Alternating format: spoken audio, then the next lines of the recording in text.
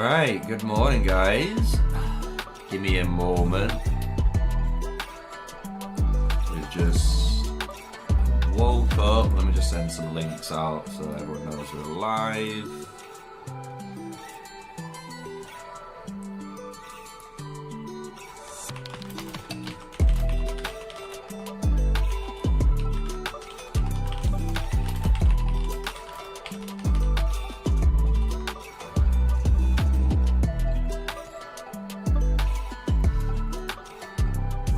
Switch scenes. Let's do that. How you guys doing? It's almost 8 o'clock in the morning, so a little bit early for normal, but I do need to get used to it because all the future pass openings and raids and stuff, they always happen at this time. So you can imagine in the future we're gonna have to stream around this time when Karadeg, the big boy, opens. So what we've been doing is looking at TM and GG, because they're the ones that might be fighting in a bit. We're not really fighting at the moment, because to be honest, there's quite a large distance that we need to cover. So we're on build duty. So let me just get my daily routine finished, because I need to buy one more of these at least so I can get the other one later. And then let me just send some links out. Let's turn down the music. There we go, all good. Should be alright now.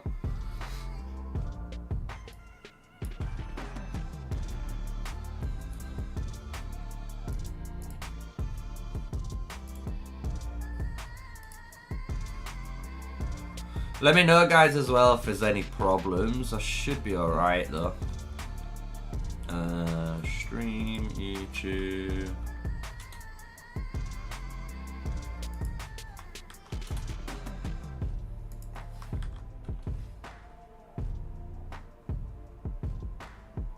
Oh.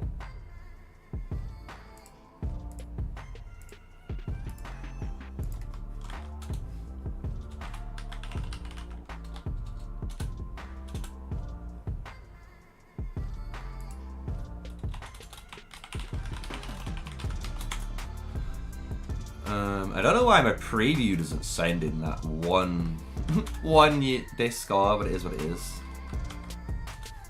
So I hope you guys are having a good morning.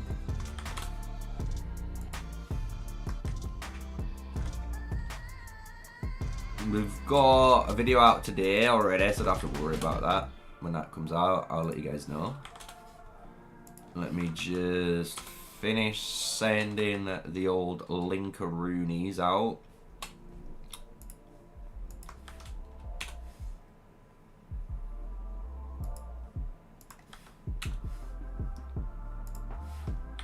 Sweet. Should be good. Should be good, old chat. Let's get you guys up on screen so I can see you all. How you all doing? Let's hit the YouTube.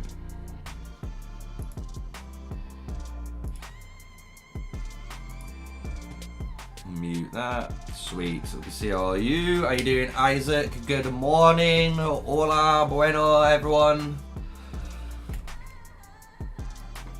Buongiorno.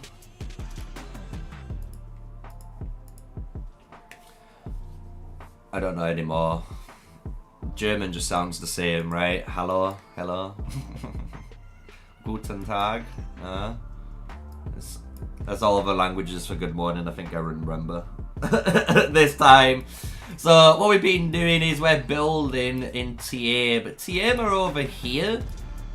You can see them building. They've almost got one flag up, and then basically they have to build down, I think. Like, I think they have to build to this choke. And then if you look at GG, so GG are out the gates as well. They're building the same. I haven't spotted them. I don't know if they're positioned anywhere, but this is the bridge they have to go across first. But then they have to do a sharp turn, and then there's this bridge. Then this is the bridge that like connects them into this zone, and then they have to like walk, as you can see, like it's kind of insane. I don't even know. Wait, how do you even get in there? Hold on.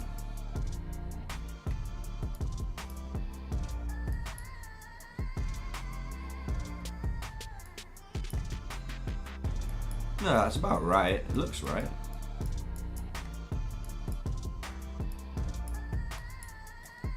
Is there no bridges down here?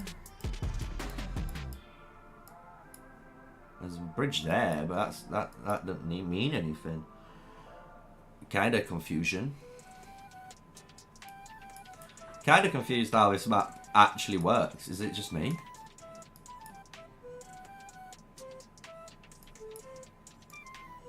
Oh, do they have to come through that?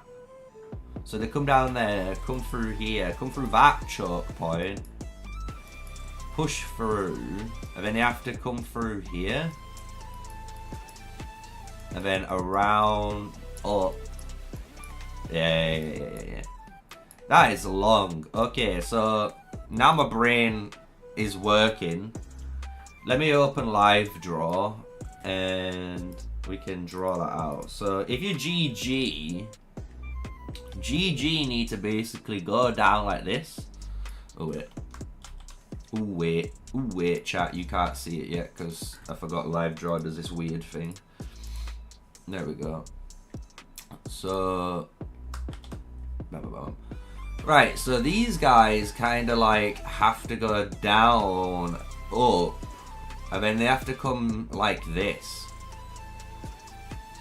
Like, this is kind of like their path, you know. They can go up like this, you know. They can technically go, you know, it doesn't matter how they do it. They can go that side however they want. But then they have to reach here. So that's kind of like, you know, if you want to wonder who we're drawing, that's the GG, like, AE free path, right? So that's the path they have to take. So you can imagine now on the TM side, it's like the opposite, right? So TM have to come from here, and then they go down, right? So then they can choose to go up, or they can like go here, I'm guessing. So I'm guessing they'll go like this, and then they have to do the same. So they have to look back up around. See what I'm saying? So that's like the TM path, alright? So it's kind of the exact same path. Literally the exact same path. It's just you're on that side, they're on that side.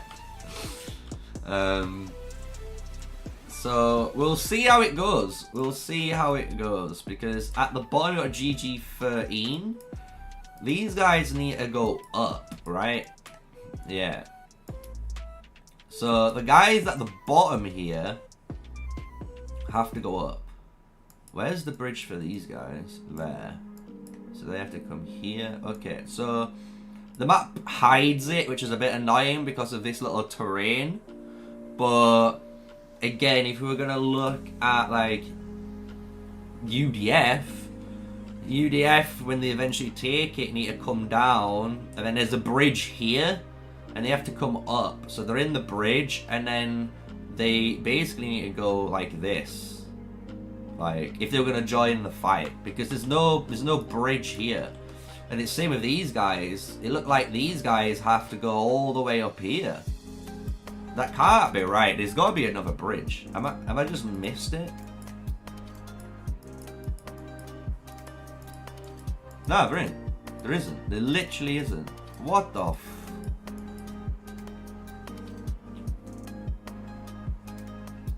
So these guys have got to go woo, and then these guys are going to go woo,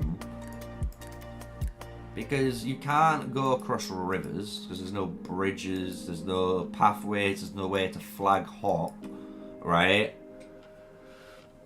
The only way they could do this type of thing, right? So the only way you can kind of do this is if you maybe built a flag here and you had a fort drop there, right? That would work. Because the fort doesn't need any pathways, if I remember, to be built. It just needs to be touching. So you can get the fort built here, and then you can keep building, right? Like, you know what I'm saying? Like, you can just jump that almost. If I'm reading it right. And if I remember how the fort drop mechanic works nowadays. See, it has been a while. How you doing in Mexico?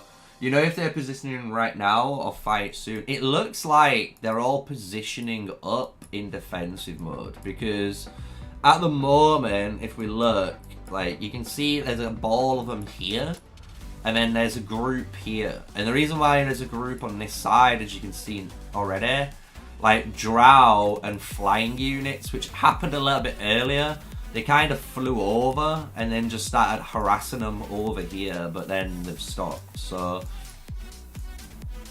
you can see a bit of drow. Drow's putting a little bit of show on for us, since there's no really going on at the moment.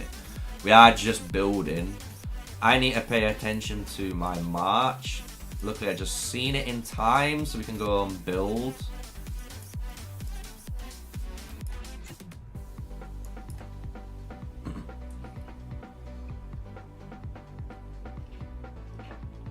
Yeah, it's the right thing. I said it.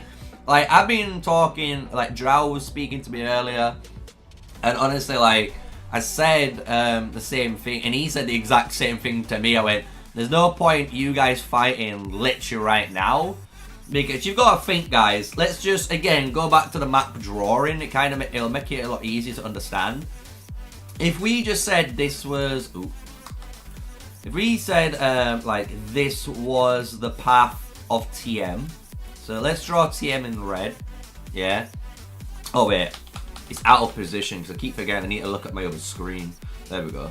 So this is the path of the TM line, right? So we can say this is TM. And we'll do green because it's nice and easy to see. And then this is basically GG. Yeah. So that's GG and that's TM, right?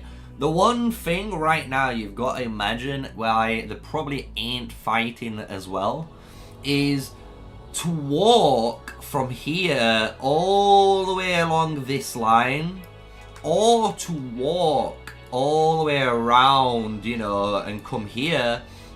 It's going to be about a 20-minute walk, guys. 20-30-minute walk for a lot of archer and mage players. So they have to win the field, otherwise they're walking back so far that basically TM can then, or GG, you know, it doesn't matter who wins, you know, because I'm just, as you know, guys know, I'm pretty, you know, subjective, but like, if GG won, it means they could then press and like block here. Do you know what I'm saying?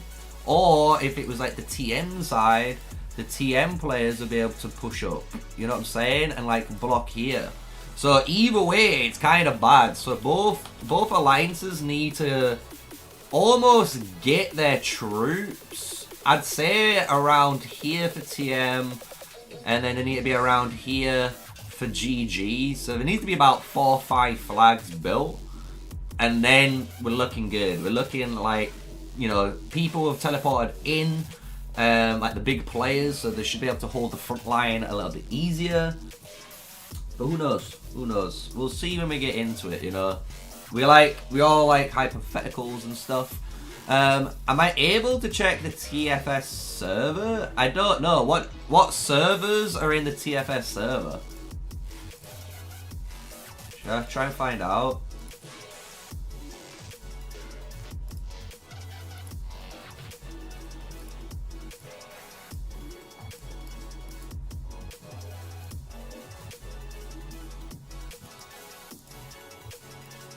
Now that's us. No, that's not us. What server's TFS in?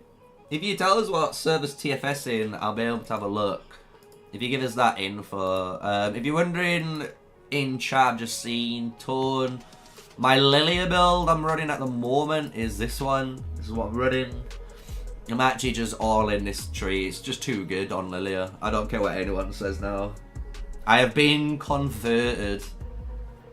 Don't get me wrong, I really like the Magic Maelstrom, it's nice, but You get actually way better stats and stuff in here for your match. So that's the one you want. If you want a screenshot, you can just go back, print screen. Kind of the beauty of YouTube live streaming compared to other platforms. Let me just rally this.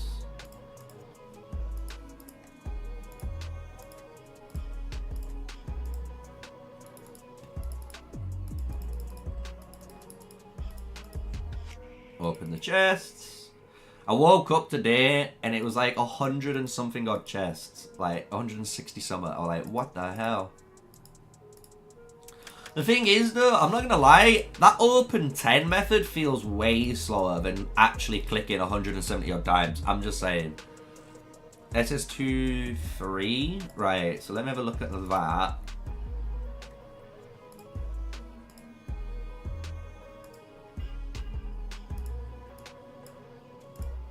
So they're in this one. I need an account in 23, 29, 30, 34, 50. I don't think I've got an account in any of them. Look. I ain't got an account there, boys. You'd see a little person if I had an account there, right? Oh, no, you wouldn't, because I haven't spawned in. Because I've got counts in these kingdoms, but they're not in. Right, okay, hold on then. 23, 29. I don't think I've got them. No. 49. 57, 58, 72, 82, 88. Yeah, nah, I don't think I've got any of them, boys. 197. No. 99, 32, 65.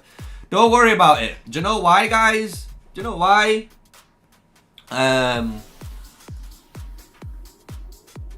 Is it 3 days? 4 days? Hold on.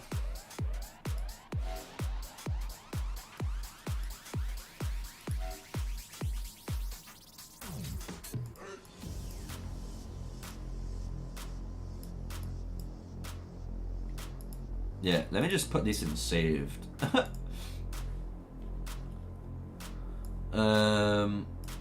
So Winter Wonderland. Yeah, in here we get Spectate, and that comes on the 13th. So that's 2 days. Don't worry, boys. 2 days! 2 days! And the master of content creation Call of Dragons will be able to actually watch you all properly for once. I'll be able to go into your servers. I'll be able to actually spectate. I can also, I know it's not the best at the moment, but this is the big but. If you do have me, so if you look at any of these servers, I'm gonna make a video on it. But if you look at this server list, you see how it says like S115? That's the server number, so you can ignore the division. So if you were a part of like server 106, 103, 123, any of these servers you can see on screen right now, I'm going to start making more again.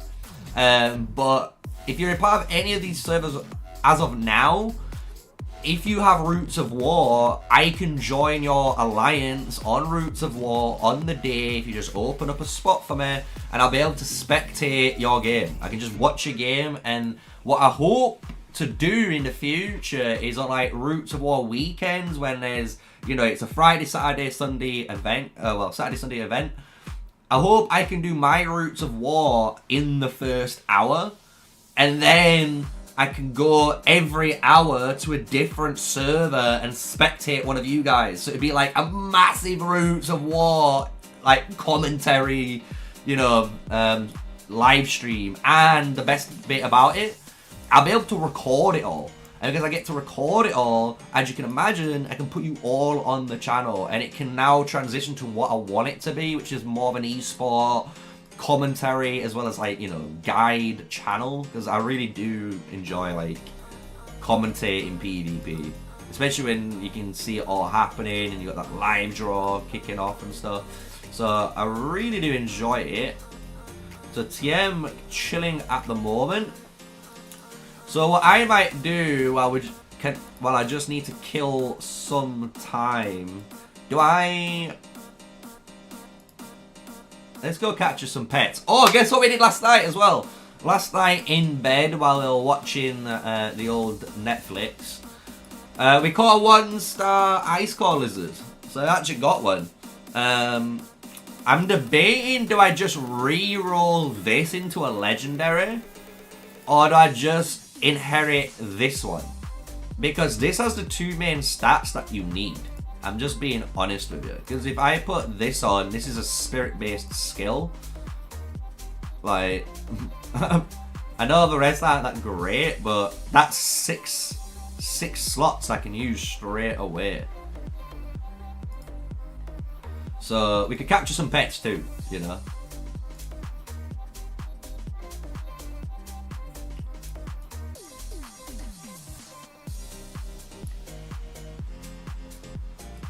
Let's see how the GG guys are getting on. They're building, they're cooking.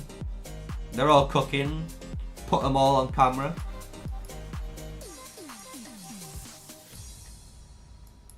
There's Megalodon already. So this is what I'm saying. They need to TP in, you know. And you can imagine once, you know. See, here we go. Boom. Orbital ODST squad inbound. Whoever this player is, if you're watching and you're a GG member, you need to tell them to farm this fucking node now. Farm this node right now. That's blocking a teleport spot. Like, if that wasn't there, this person could teleport all the way up here in the right spot. And then at least you've got the tightest line from point A to point B. You know what I'm saying? See where TM have TP'd in yet?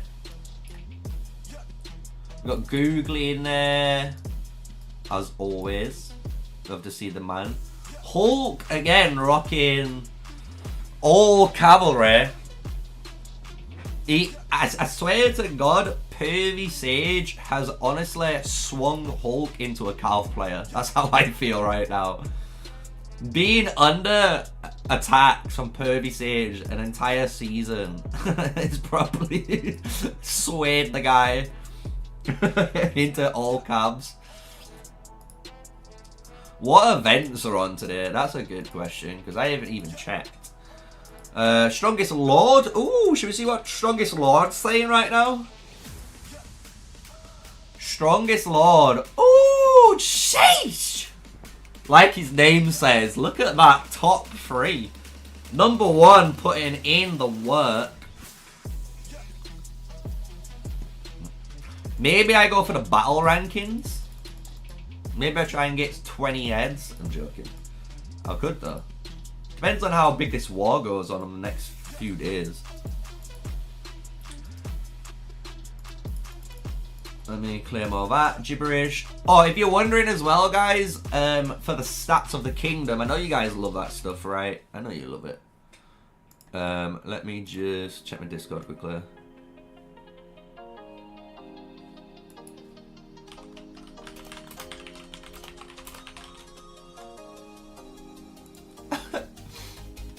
Right, so this is the personal power. So we'll go down the personal power first. I don't know why you guys love to see this stuff. You like addicts, I know what you like. And then we'll go down the alliance power, and then we'll go down the merits. Because I want to know where I'm at now, because I've probably dropped a little bit. I know that. So, personal power, 178 is Miol. Then you've got Vic Slower, and then Austin, and now you've got all the GG boys coming up. So you got GG taking 4, 5, 6, 7, and then you got one member of EXG in here, and then you got TM, which is nice. Old Ghost Boy. There's Drow, leader of Gang Gang. You got Oreo, Hulk, big YouTuber. Everyone should know Hulk by now, even though you know. He does manage to, as you can imagine, use the blink artifact on flying units, not realizing it doesn't work unless he's just trying to get the damage. You got Immortal, Calories, Wayne, Leader. Let me look. Erickson we speak to. And Junne, one of our officers.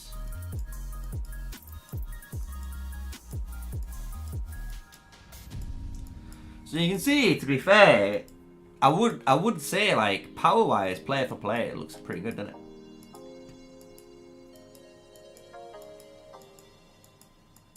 I like it how it's just so damn close. Like, anyone could just jump ranks so easily right now. Personal merits, though, we're ranked 23. So we're ranked 23, which is cool. We'll check them out properly in a sec. Alliance power, though, is the alliance power right now. We've got Gang at the top, 8.6. We're 8.5. Oh, TM, 7.6. And then GG is 5.7. So we'll see how this fight is going to go on. At the bottom here, the other boys, I won't leave you out. Order 66, Sky, UDF, KPT as well. And then, yeah, if we go back to the merits, like I say, we've been grinding, boys. We're on over 1 million merits. And the week's reset, so I do kind of want to go for more merits again, as you can imagine. So I'm going to have to work that out at some point in the next couple of days. Because I like to get my merit farming done early in the week, so you can actually heal up and keep doing it every week. That's great. And then by midweek, you've got troops to do stuff again, and by the end of the week, you've got all your troops back. But we can easily climb up this ladder. I know that. I've took a couple of days off from farming. That's why I've been at 1 million. If I didn't, I'd probably be where Gagon is. Me and Gagon are both like pretty close in like how we've been doing our merits. So I'd be probably around here, I'd reckon. I'd be around 1.2 to 1.3, I reckon, if I just did it. So let's now. I need to level up my heroes. I don't have to level them all up because we have, as you can see, 50'd most of them already. Oh, yeah, that's what I'm doing.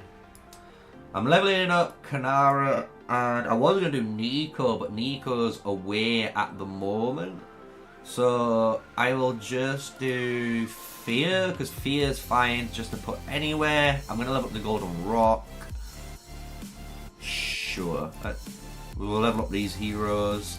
We'll kill these level 41s, and at the same time, what I need to do, and I'm going to do it now before I forget.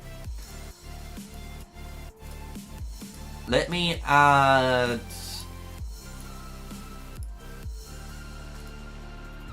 Let me just add a marker and just put Z2TM. And then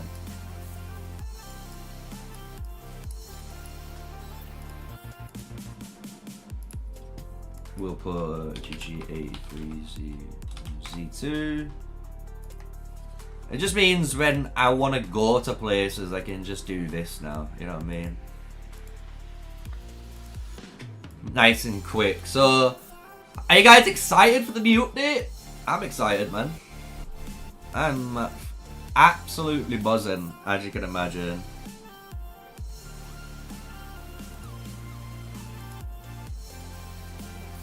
I'm excited for all the new spectating features. Should we just go over it?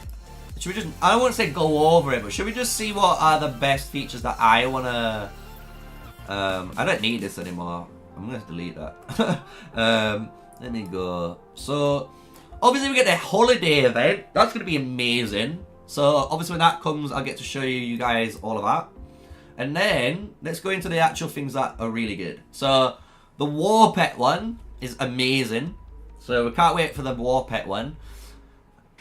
I don't know. So, I think what I'm going to do tomorrow... So, I've got, obviously, an Elite Raid Guide out today, just to let you guys know. If you want to pass the Frost Giant, I'm telling you, I have the best guide out. I'm telling you right now, right? So you'll enjoy it when it comes out. Hopefully you defeat your Frost Giant and you get the frame, like myself. But I want to do a video on talking about the war pet stuff, and then I do want to talk about as well the better features, right? So one of them is here, right? So now I can observe you guys in Roots of War, and I can also watch you in the server. I don't know where the server one is.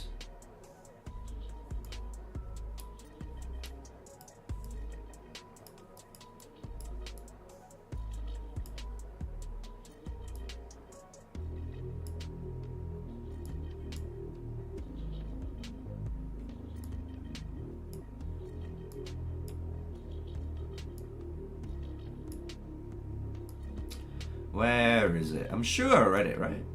Am I chatting Bungarolitis?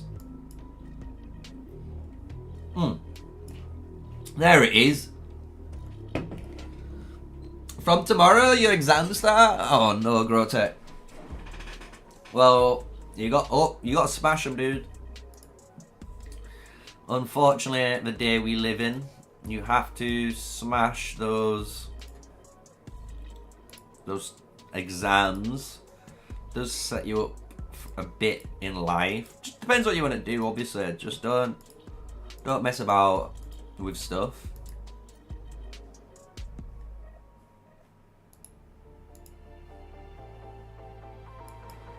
These guys are one troop building on a fast build road. Oh no.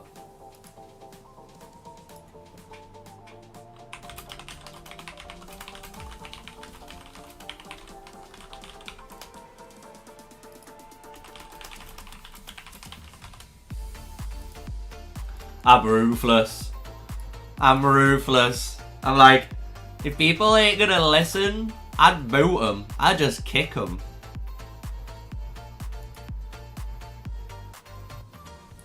Look at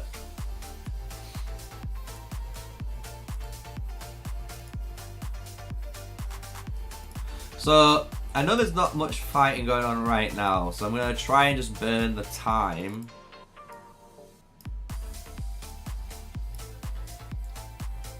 So we can obviously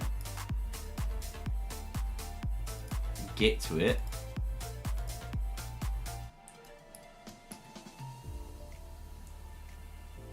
What the hell? Yo, that is the most look at that spot. What is that? Imagine you couldn't see his name. I wonder... Nah, it's not in the ground, is it?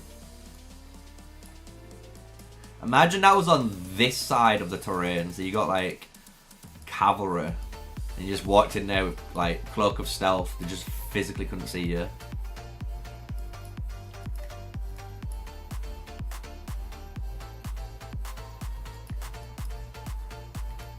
What's their flag on?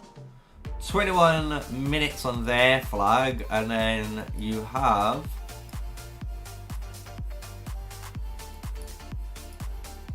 $23. So right now, you know, you can imagine GG. I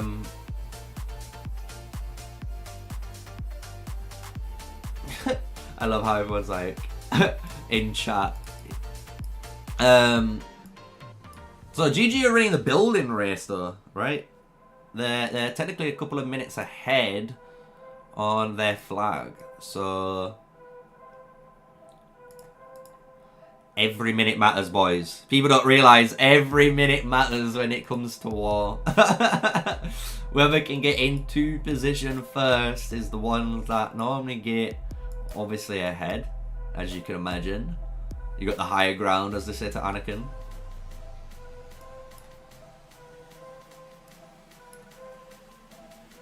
It would have been nice to see them kind of just have one little brawl, you know what I'm saying? Like, they all just moved up here and had a brawl, like the good old days. That's kind of what they used to do, right? In the good old days, you just walked up and then you blocked this bridge off both sides and then you stop each other from moving while you're building. No, I'm not gonna lie, guys. I have not had any luck yet. That's what we can do in a moment. I've got two warrants. I haven't got any 2-star skills yet. The latest additions was I've got this. I'm gonna remove it just because it's insane. Like, it's just an insane pet with so many skills on it. We caught this. And we finally upgraded, like I say, our frozen ice lizard. So we've got this one. I'm debating just to inherit this skill onto here. I mean, that's what I want to do, personally. But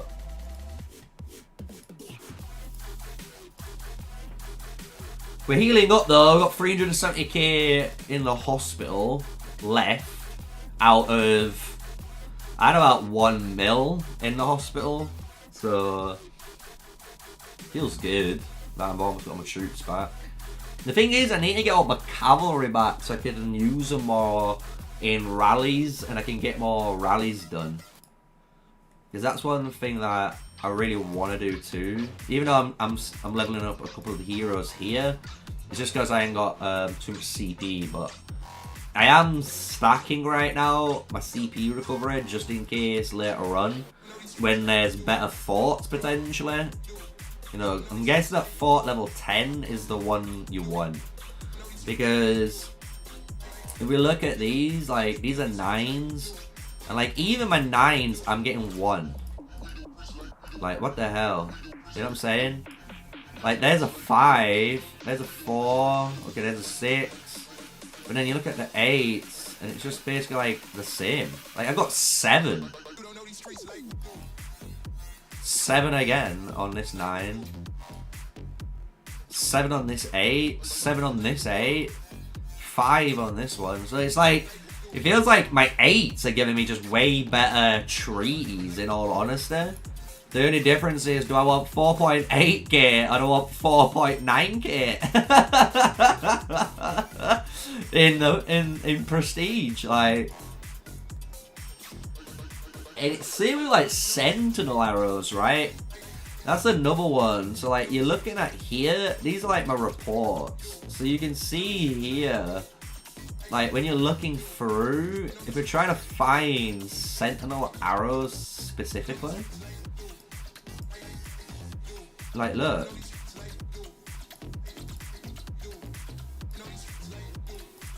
There's some. So we got 7 in that one. And that was off a dark creature. So that was after killing a level 39 dark creature. That wasn't even off normal mobs. You know what I'm saying? What's this one? No. No, no. No. So it looks like the best methods to get sentinel arrows, I'm not even lying now, is most likely to save all your CP for the pass is already open, dude. We're building. So are the other alliances over here. They're building. Just to show you. There you go. They're just building out. I think when both alliances get a bit closer, maybe like once they get across this bridge and maybe once these guys get down here, I'm guessing we'll start seeing some fighting for once.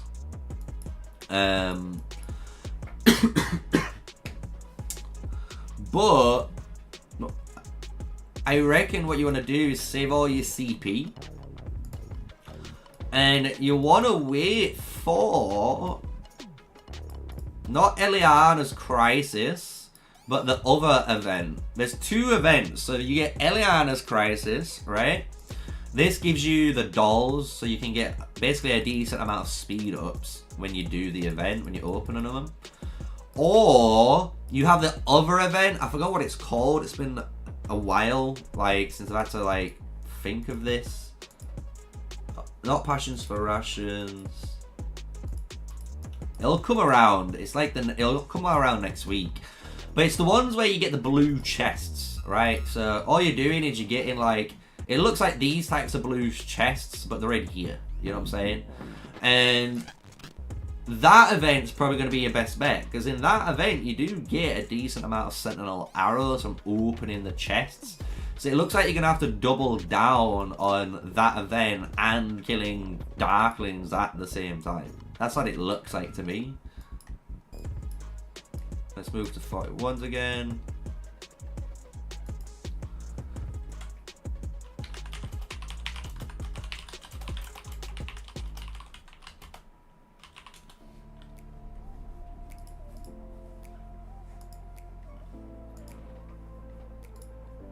We've got our 2 dark keys again, which is great, because it means I think I'm on 4 already now. I keep peeking over just in case some cheeky flyers from GG83 come over again and cause a little bit of an issue on the TM side. But, you know, TM, they're basically set up, you know, they've got some troops ready in case anything does happen. But when you're looking for the GG guys, you can see they haven't pushed at all forward. You know, they're doing the same thing because they're both, I think, in almost a gentleman's agreement that they're not going to walk 30 minutes to fight each other.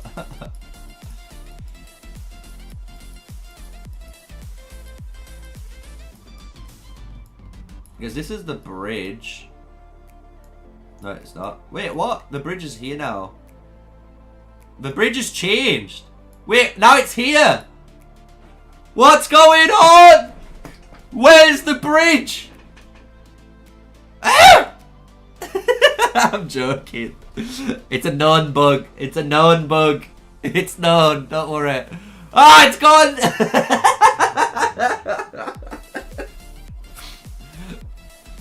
How to spook someone. Put the bridge here. No, put it down here.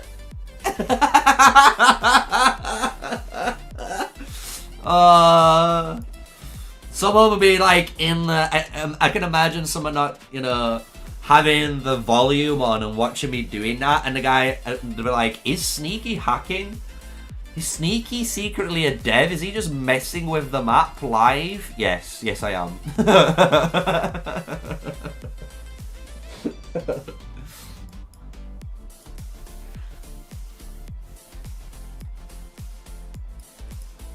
Oh, look at that nice little ice tower. No, I can't believe people are actually building them.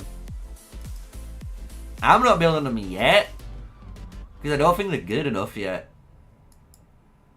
I'm not gonna lie, I just think towers, for the amount of time invested, it feels like you don't get that much out of them. Is it just me? It feels like you get more out of killing them than you do building them.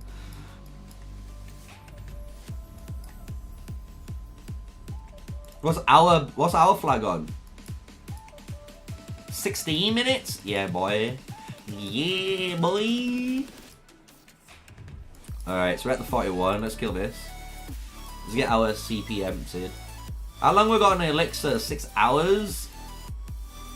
Oh, I'm guessing the elixir run's gone now.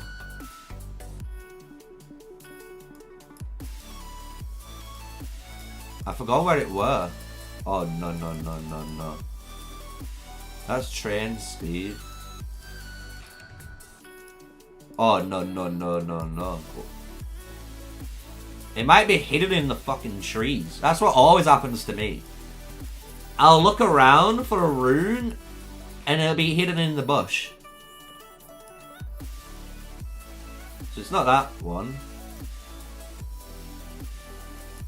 Up here. Negative chief. Up here. Ooh, this looks promising. Train speed, legion attack, build speed. Wood gather build.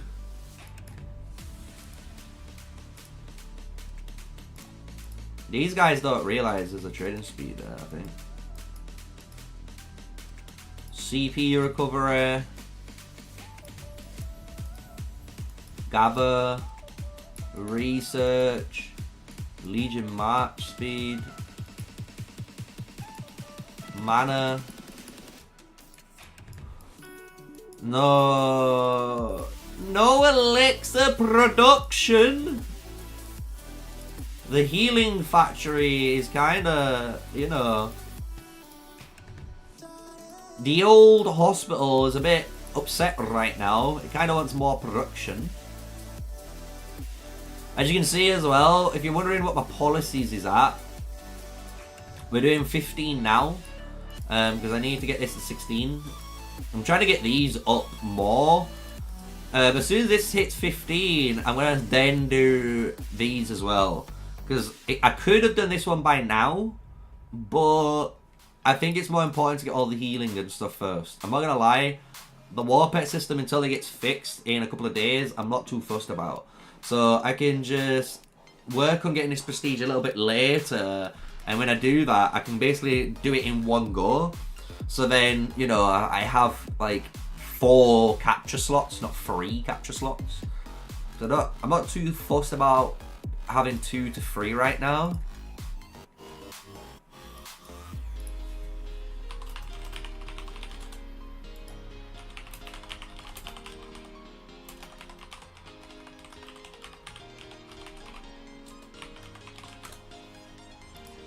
Yeah, no, unless I've missed it. Or would Legion attack, mana production, research, 1.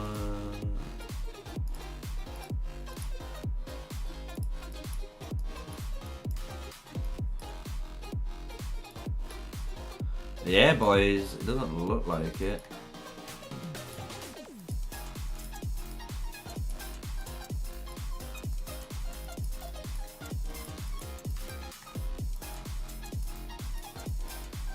Definitely not. Sad times. 12 minutes.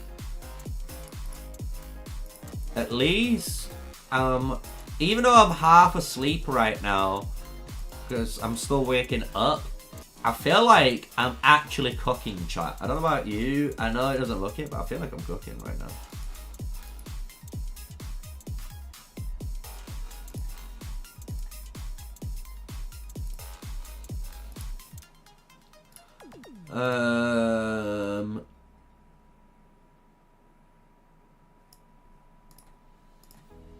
I need to level up these other 2 mages, just in case I need to spread my mages out. Because I might have to do something like Waldia and Valen, you know what I mean? For the stamina.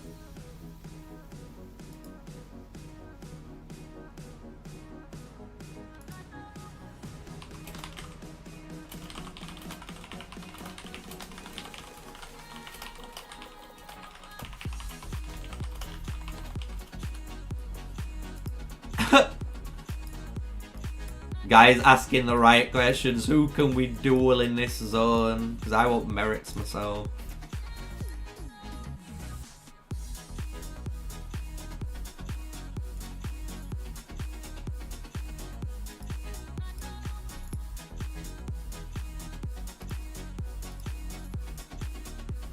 How is everyone doing though? You're having a good morning or good evening, afternoon, wherever you are in the world.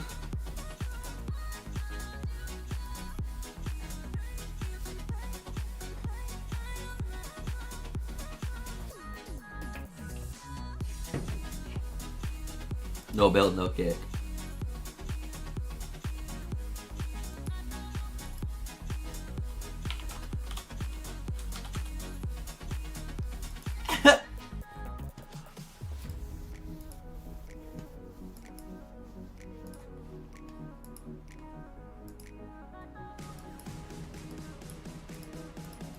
Alright, upgrade that.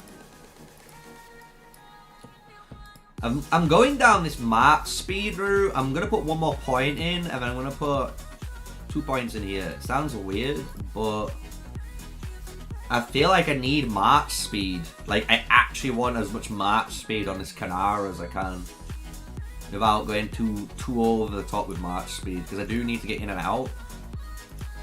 But I do feel like they are a tad bit too slow with my current build I've been running. Stun 'em, bitch! Boom!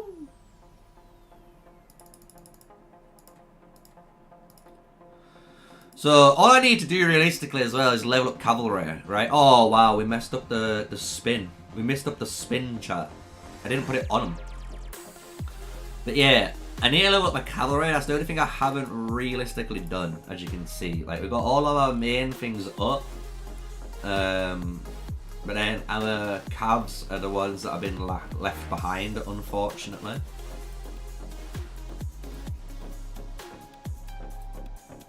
But they can catch up now. We've got plenty of time. I just need a gate as well, and I might just force it soon. But I do need to get Garwood to 50, so I could do like Madeline Garwood duels to level them up.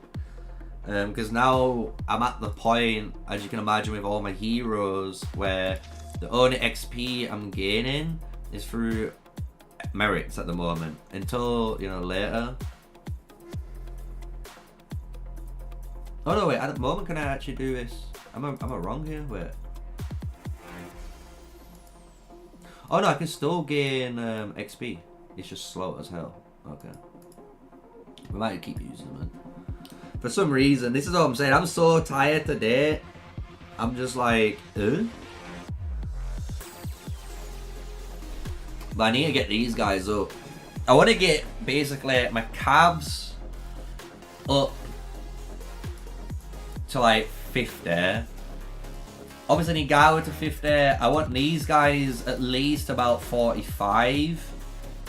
And then I'll probably start working on these guys again to 60. Because the thing is, if my primary hero is level 60, that's great. Because it means I've got the full talent tree, and then I can then separate them out with like a deputy. Yeah, I might lose a little bit of troop count. I'm okay with that, guys. I'm okay with that, if I'm all honest with you. So I'm just gonna, I think, do it that way. It's just trying to manage, right? You're trying to manage your time.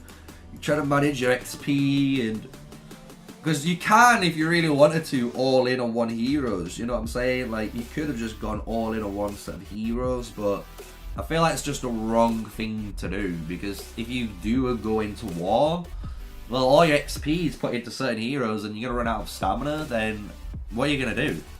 You might have all the troops in the world, but if you run out of the stamina for your heroes, then you kind of become a sitting duck.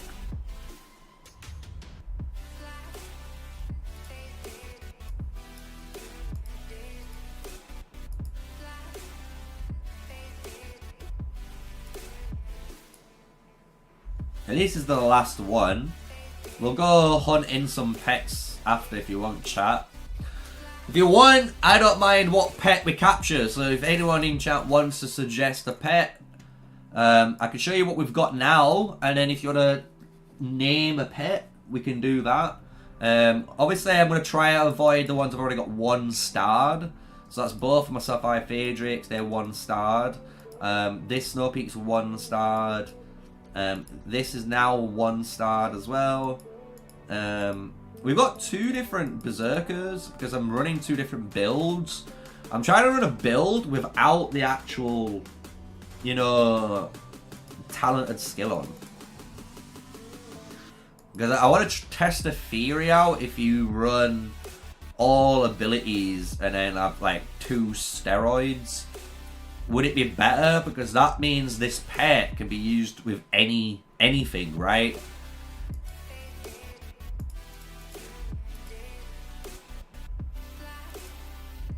So we've got that. We've got 10-piece 1-star. The things I need realistically is Goldenrod. I really want a 1-star venomous lizard. I'm not gonna lie. Or even a 1-star frost armor bear. That'd be really good as well. Like, I'd love one of these for my infantry. What else? We've got a Night Rock. I don't want to really go for another Night Rock at the moment. I'm actually happy with this one. It does enough damage for me. And Stripe Bear.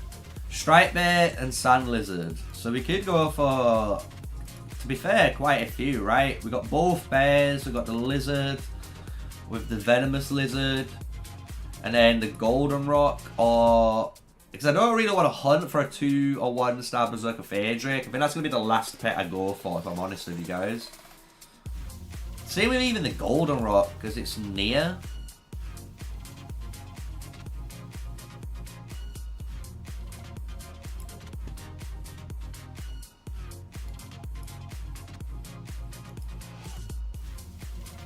Yeah. I think I'm going to do either the bears or the lizards. What should we do, chat? Should we hit the venomous lizards, sand lizard, striped bear, or frost bear? They're the 4 pets that I can cap, and whatever one we pick, I'll just capture 2 of it, and hopefully we get them. We get a good one.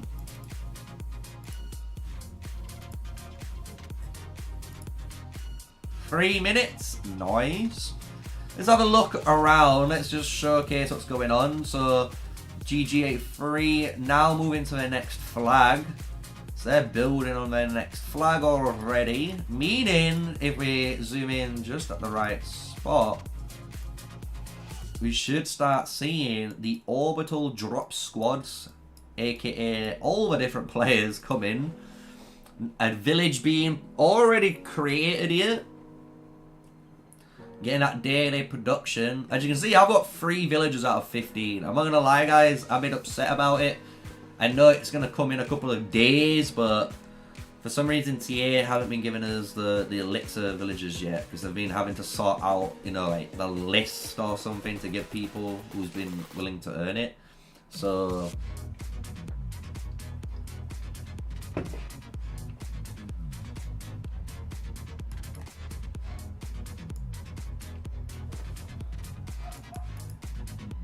what's TM doing? They just built theirs too. So TM's next flags should be getting dropped. And then they're almost at the choke, which is really, really good.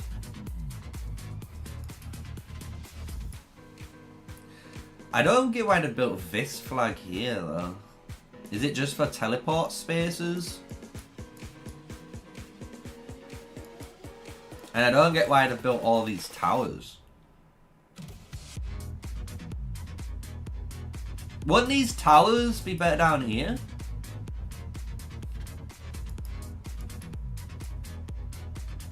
Or even if you built towers or another flag and built towers like up here so people couldn't just jump over?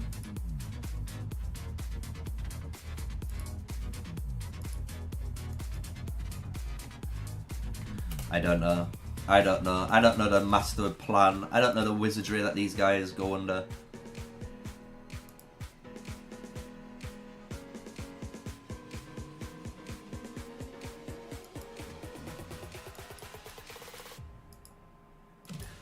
Alright, I'm gonna go capture some pets. I know there's a striped bear there, but I want a stronger one.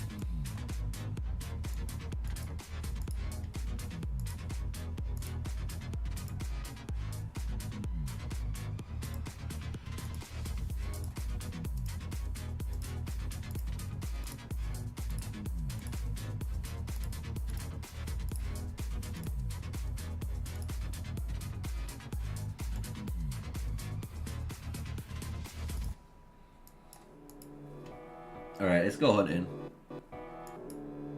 39 sand lizard. What do I want? Do I want... I kind of want venomous lizards. I'm not gonna lie, if I'm honest with you.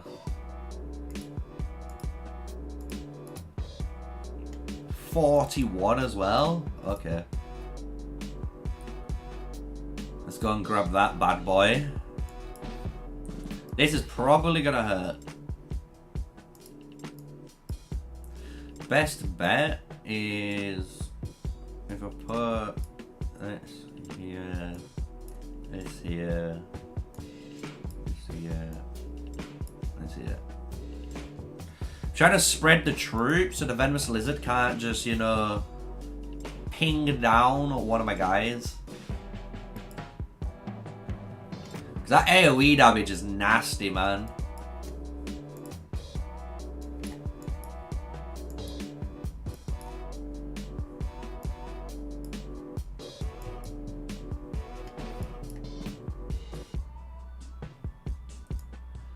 Waiting for the next flag.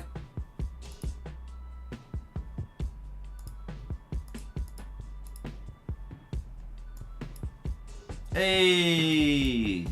Okay. A little bit of action. Finally. We'll take a little bit. We're vultures. We're bloodthirsty. I like we're seeing Skullgirl being used with the venomous lizard. Skullgirl Goresh. I wonder what build they're using on the Skullgirl. If they've maybe used the braid, maybe they've gone down the infantry tree and PvP tree. Ghost is going in by himself and just fighting.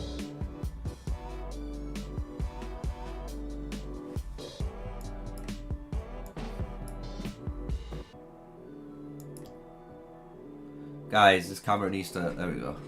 This camera needs to sort itself out. Here we go.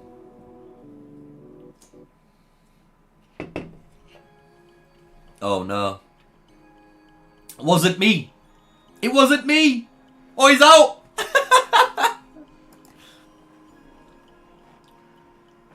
Love it. What a good name as well. There we go. GG though, winning. It looks like the skirmish there. Ooh, a little flankaroonie. Little flankaroonie by Cannon here. Oh no. Oh no, Nemo. You can't jump into the ocean, dude. That's what the whole film's about. You can't swim. Oh no. Imagine in the film that Nemo went up to, you know, the boat, and instead of touching it with his tiny fin, it did just shred him. I'm just saying. That's basically how that film ended really quickly there. Let's see what happens then. So they're moving down, and you got TM. Oh, it's just like some randoms having a little bit of a little skirmish. A little skirmish.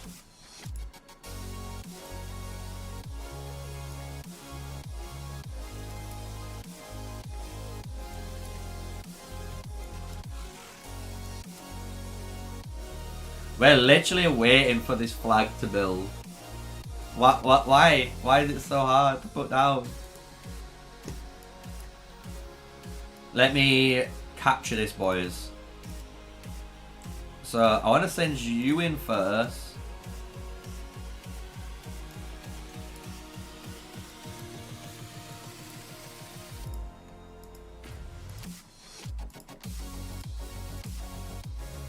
Boosh.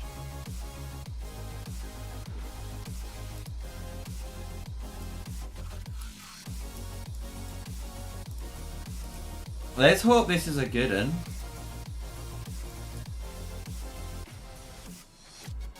Level 2 spires and a joke.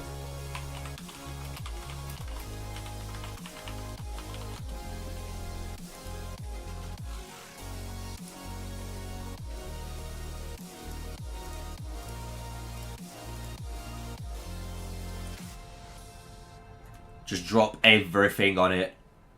He's gonna shit out the AoE in a sec, right? Yeah. Let me just spread them out. Oh, we can build? Hell yeah. Hell yeah, dude! It's on my mage?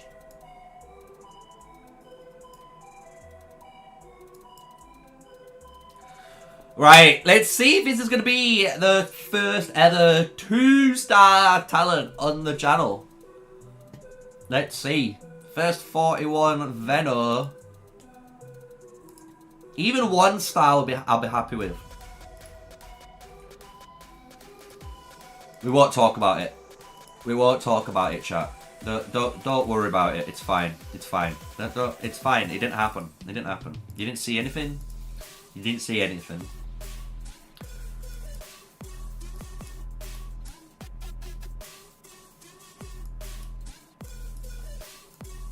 Plants versus zombies, whoever said that. What a good, Is that what Season 2 Con of Dragons is? Plants vs. Zombies? Yeah? I want to know what's going on with this then.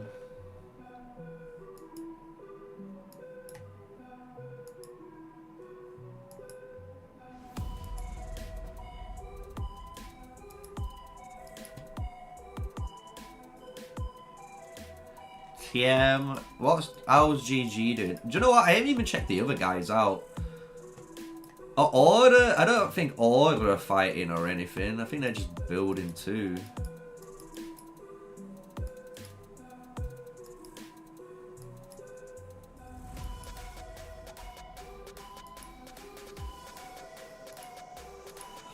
I'm gonna type it in world chat. I think this is the first Z2 open I've seen.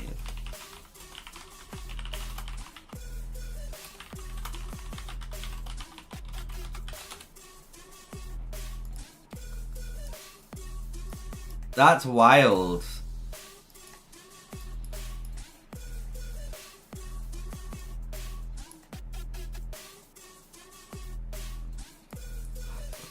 Yeah, cause even like Order 66 and those guys ain't fighting. These guys ain't fighting up here.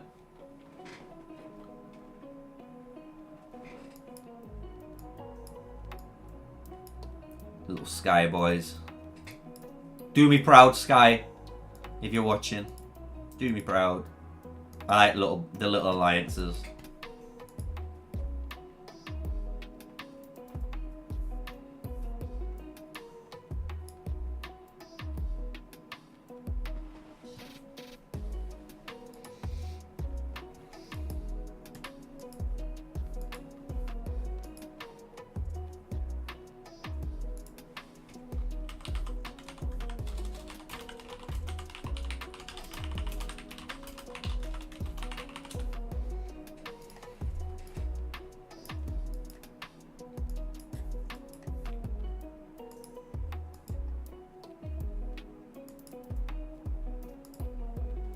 $37 minutes on theirs. What's GG's timer?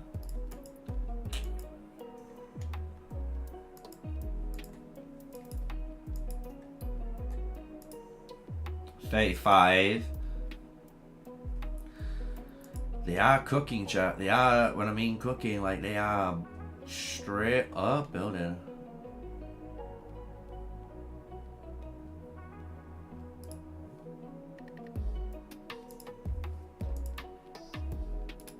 Bring them all out again. That's fine. Find another Venno.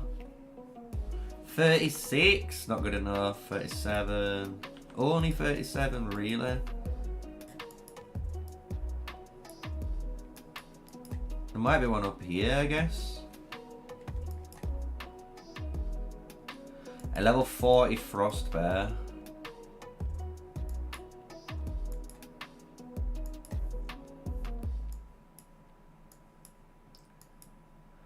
It'd be nice to see a 41 if I could spot it in all of the numbers. It's almost like playing Where's Wally, but poor edition, right?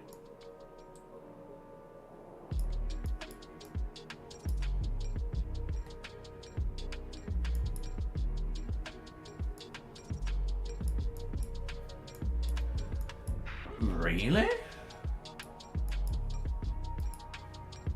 Let's go this side then.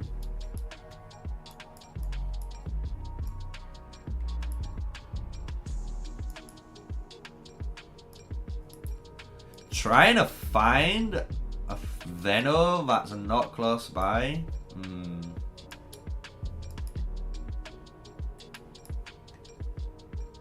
41 Ice Boy.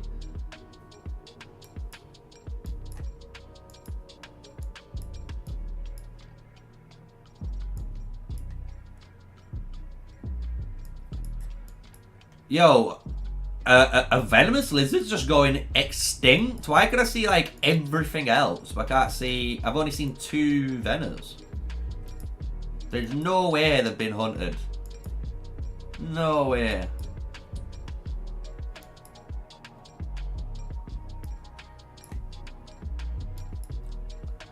Boys, it looks like we're going to have to take that 37. Not that one.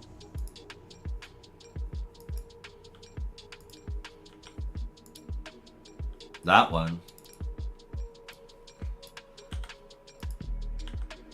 Legit. Look how far it is. Yo, there's got to be a Venno up here on the way. There's no way on God's earth. There's no way. There's no way. A Venno is not anywhere closer than that. I refuse, game. You are lying to me. Oh my lord, really? Oh Jesus. Oh my god. They're extinct. There's none left. Oh my god, Jesus. Look at that thing. That thing's chilling on top of the, the little rock. Oh wow. I actually can't. That is the closest one. I'm in disbelief. Do I go for a level 40 Frost Bear instead then? Do you know what? I will. Because I've never had any good Frost Bear luck. And it seems like Frost Bears are everywhere today. If this was Pokemon Go, it would look like a Frost Bear nest.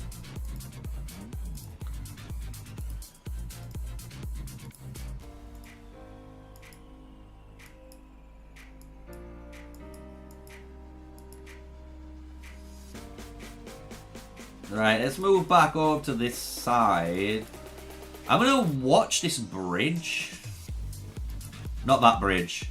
This bridge. You know, because I can do the Houdini trick again. I just don't wanna. I don't wanna spook you guys out. You know, but we'll watch this bridge. This is the bridge we'll watch. You know, we're not watching that bridge. We're watching this bridge. Yeah, this is the one we're watching. Just remember that.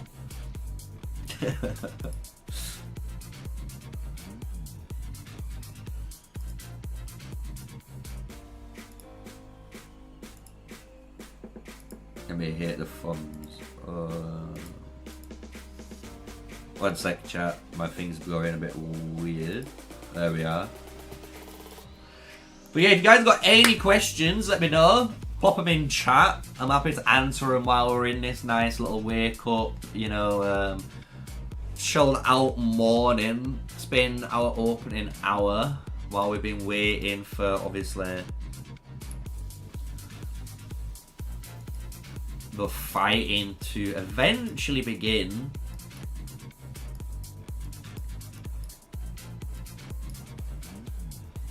How you doing, Alex? How you doing, dude?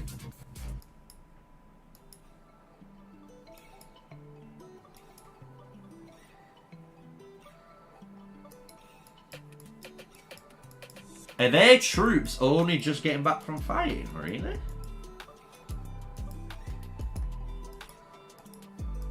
It looks it. Their troops have only just gotten back from fighting on the bridge. That's not there.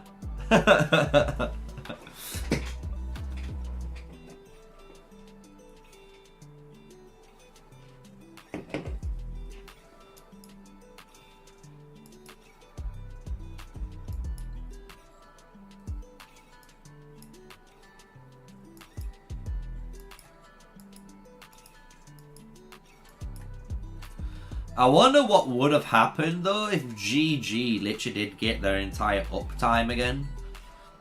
You know, imagine and GG just walked in here and just was like, fuck you guys, you ain't building.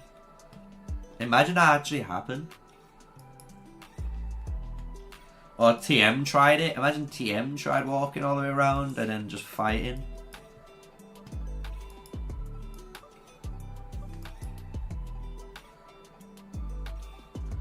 Because it is strange, man.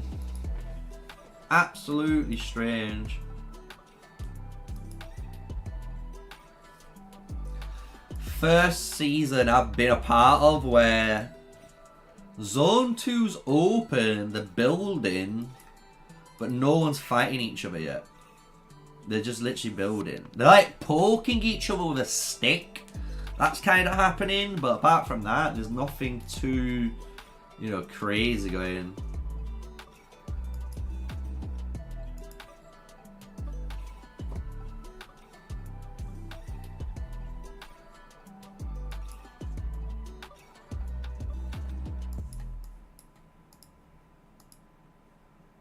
Minutes.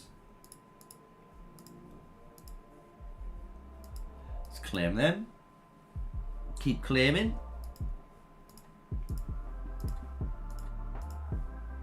I wish there was some event on as well that I could be doing. There just isn't. I just wish there was something you could always be doing. You know what I'm saying? Just an event. Even if it doesn't give you anything, just something to do. I'd love that. You know, like in like Rise of Kingdoms, you can play stuff like Champions of Olympia and stuff like that.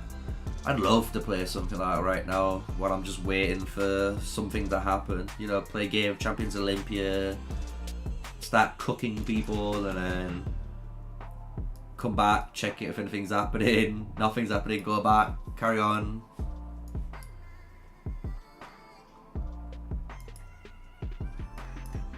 Ooh, Drow. We spotted him. If my camera wants to work, there we go.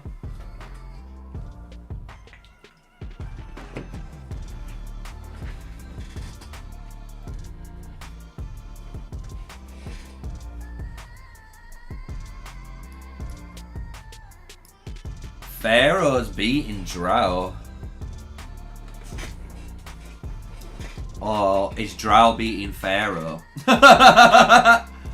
Think Drow's beating Pharaoh here.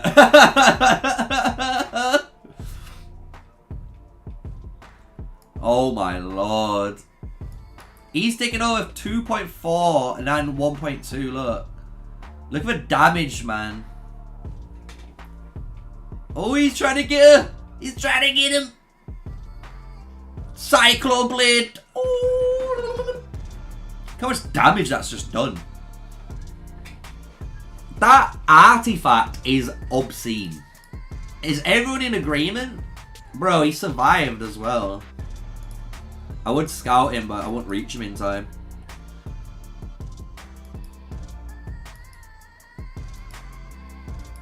I'm waiting to see GG do what they did earlier.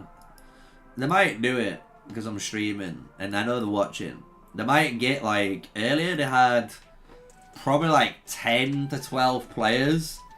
It would be really cool if they did that again, where they got like maybe like 12, 15 flying mage players and they literally came over here and just started causing issues and killing these guys.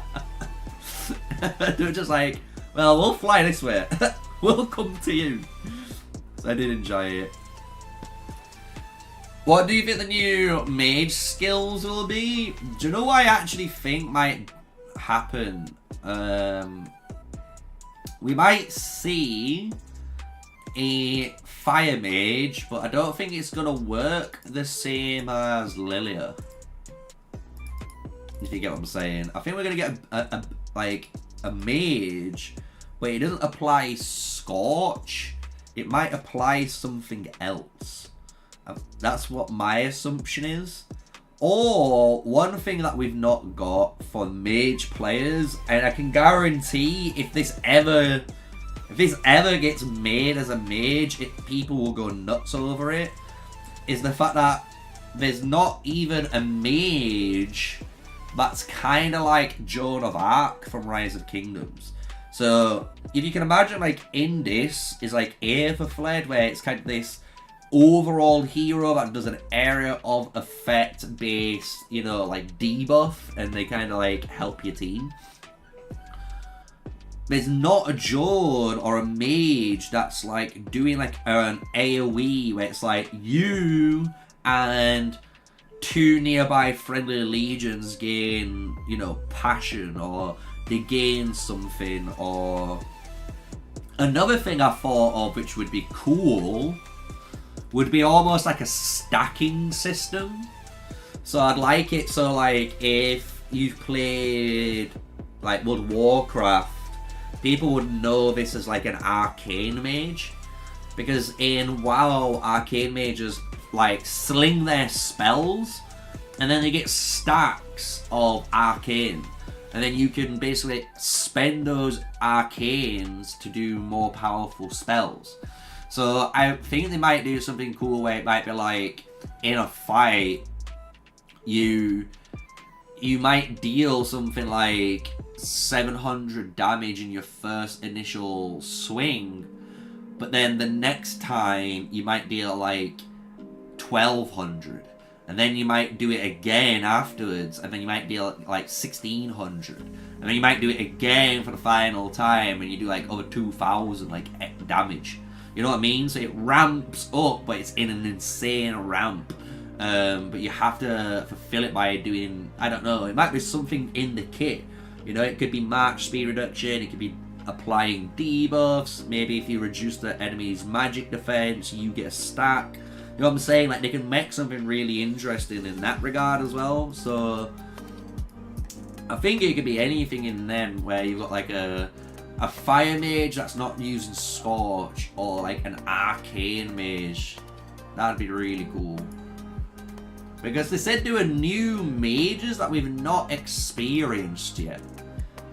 That's the one thing that we're a bit question marking, because if you look at all the mages, in reality the most unique mage is Alwyn, because Alwyn, out of all the mages, deals poison damage.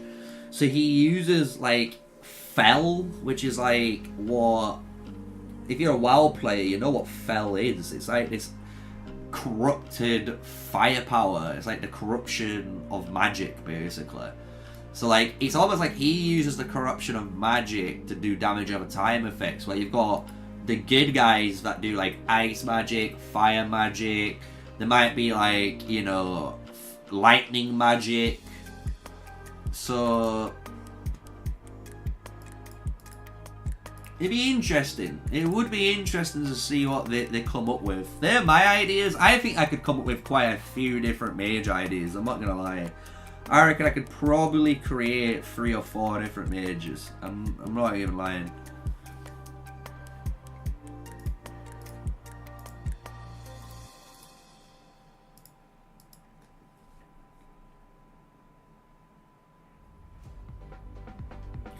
I want to be more...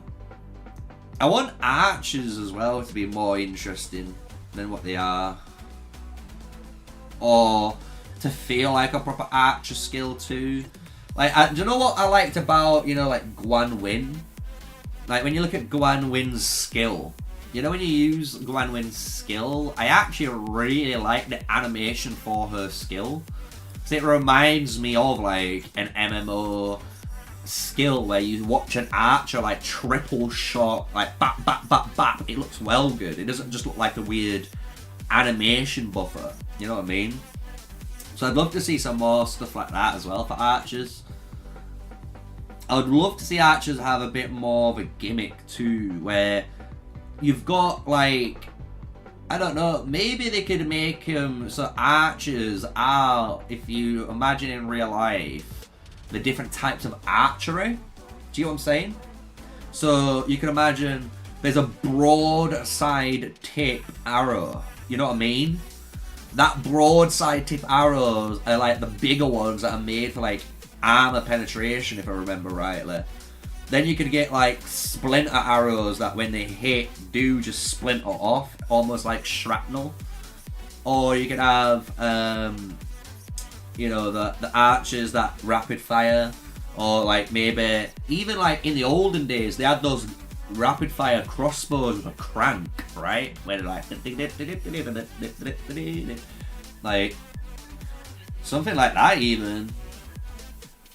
Because imagine there was a newer version of Syndrome that comes out that says, instead of a rapid fire, right? So rapid fire says every single time you have rapid fire for the duration, instead of firing one attack, you fire 2 attacks in a turn, right? So you deal 14 attacks in 1 turn. Imagine there's another effect that lasted just as long, but the way it worked was like it ramped up harder. So it starts out for the first 2 seconds, you hit hard, or say like the first two seconds you hit really hard. So you hit them for like 2,000 damage, but then what will happen is you go down to like 1,400 damage, but then you get rapid fire, and then you get like triple fire, but then you go down to like 1,000 damage. You know what I'm saying? Like it reduces the amount of damage you're dealing because you're actually internally firing off more auto attacks per turn. Like imagine something like that. Like even like ramping up archers. Like you can do so much if you have a little bit of imagination, a little bit of creativity, and you're just willing to, you know, to think, because you got imagine like, you know, these are just theories and these are just me talking a little bit of, you know, nonsense while we're trying to capture some good pets here.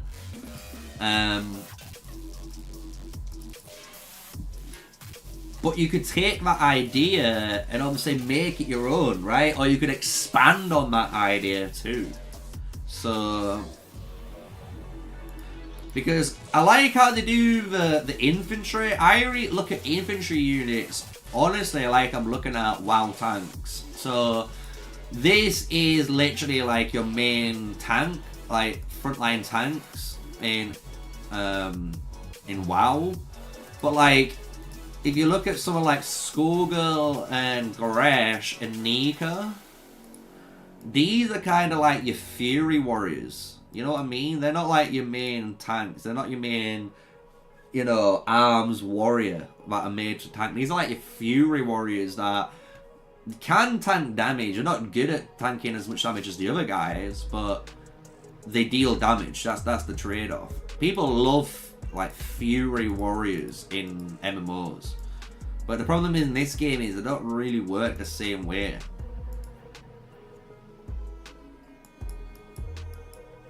I'm gonna go back to the bridge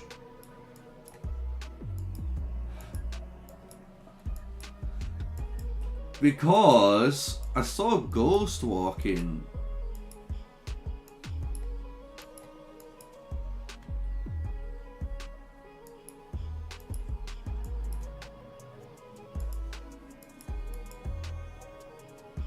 I just don't know where he is. You were here, and I swear I started watching him walk.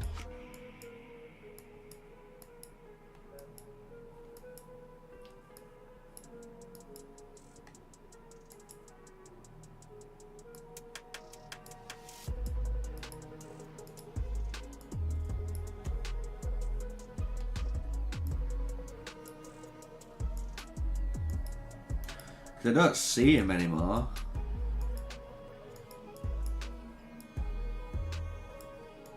And he would be up here. This is where I was going, because this is the bridge is here.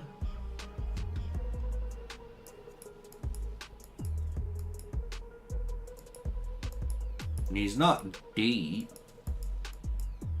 Maybe he's already fought. Maybe they already killed him.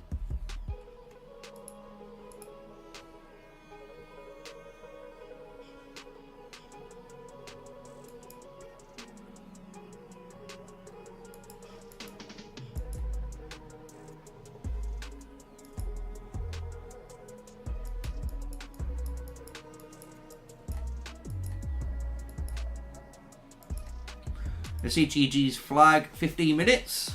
Not bad. Not bad. Getting that flag in. Now I'll come down to here.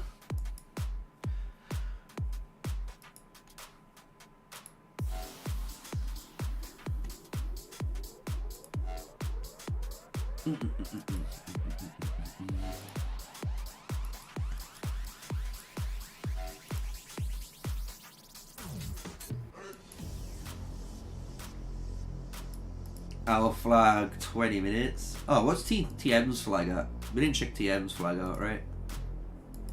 TM flag bill in 15 minutes.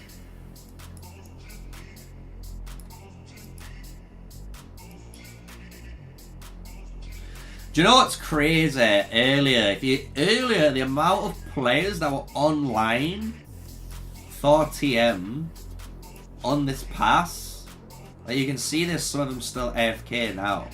Like you can see there were so many players, it looked like there were gonna be a fight, but then there's just been no fight. I'm like, oh, it's fair enough.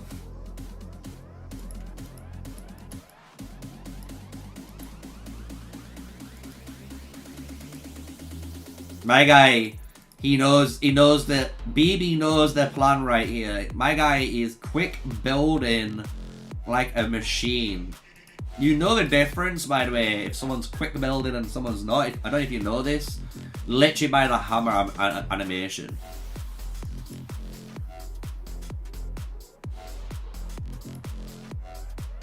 Which is pretty cool.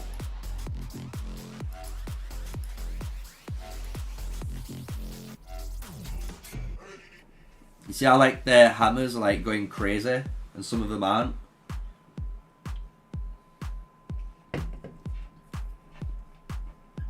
Oh, don't ask me, dude. Don't ask me about the village plan. The village thing that I know for TA at the moment is within the next couple of days a list's gonna come out where all the village elixirs are gonna appear. Because at the moment, they've not given access to the villagers, because what happens most times out of 10 is players take this village. So I can show you a good example. So let's go into the Alliance rankings. So if you can imagine it, there's only so many slots, and I can guarantee you players down here at 200k merits are gonna take the village. You know what I mean? They're gonna take the village and take it away from players that actually need the elixir healing. You know, all the guys that are actually grinding merits, even myself, you know. I'm the third highest player in our alliance. I'm just saying, like, you guys don't really... I put work in. A lot of the T4 players are like, how am I on over 1.1 million? And it's like, because I've got strong infantry and I've been dueling since day one of merits. I haven't been messing about. So, like, you know what I mean? I need those elixir things so I can carry on kind of crushing it as I were. But at the moment, I'm in this point where I can't. So we have to wait. We have to wait until our list comes out, and then we'll do it. I know at one point, we were gonna do the list, I think earlier, but I think Kawaii or whoever was in charge of doing the list fell ill, so he's only just come back anyway. So it would have probably mattered if there was fighting, you know what I mean? If there was actual fighting, or if EXXL, you know, or someone like Sky or something said, you know what, do you want to have a little fight in our, you know, runic statue or something, then it'd be different, you know. But at the moment, it's just been how it is. I've just been cracking on. You know what I'm like, guys. I just crack on. We just get our heads down and we do what we need to do. And that reminds me,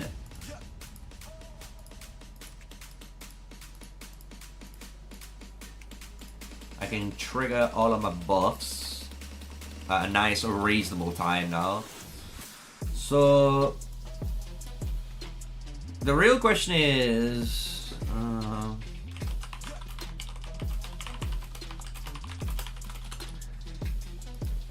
the real question is, do I just start actually using CP on my forts? Because to be honest, I'm not gonna lie, I'm not too fussed on, you can imagine, ooh, let's swap these around.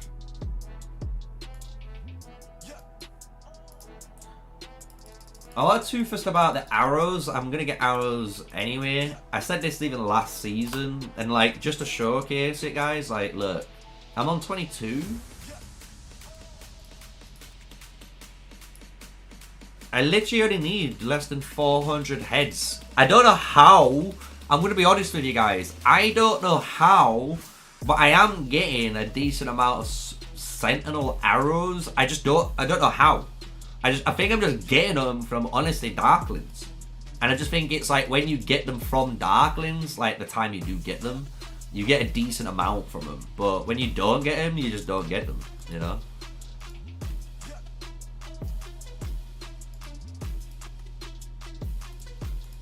Foreigner, Emrys, Rally. I just want to get stuff done, you know what I'm saying? I don't want to be just standing around building while we're not fucking doing it, you know what I mean? You know what I mean? Like, I just don't. I like being proactive if I can. And like I say, if I'm all honest with you, we do need our, you know, our thing. Our rally heart upgraded. This is the hard one. I've got under 1,000 to go, and that's gonna be just for level 22. Then I'm gonna go for 2,500. So I gotta do what I've just done it now. The grind it's just taking me to get to 2,000. I gotta do it all again, plus another 500 on top. You know. So I really do need to just focus up on them. I might even, I'm not gonna lie guys, if I really wanted to, I'm not gonna lie, if I really wanted to go for it, and it sounds crazy, but if I really wanted to get it sooner, I might just have to, each season, it sounds crazy, but I might literally get the sentinel, the arrows or the treaties or something, you know what I mean? Like, so I can get the building done quicker, because it's like 600 tickets, right? Or 600 treaties or something like that, if I remember off the top of my head. So I could sacrifice like 2 end of season rewards, which is basically like 2 3-star talents or 2, you know, like 20 sculptures to get the T5 quicker, which might be something you might have to do if you really want to get it quick, you know what I'm saying? But that's kind of something I'm going to explore when that time gets there, you know what I mean? But we are thinking about it, as you can tell.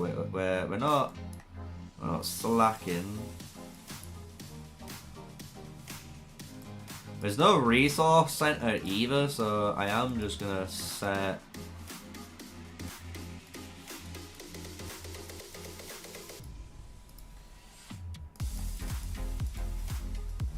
these guys to level 7 instead.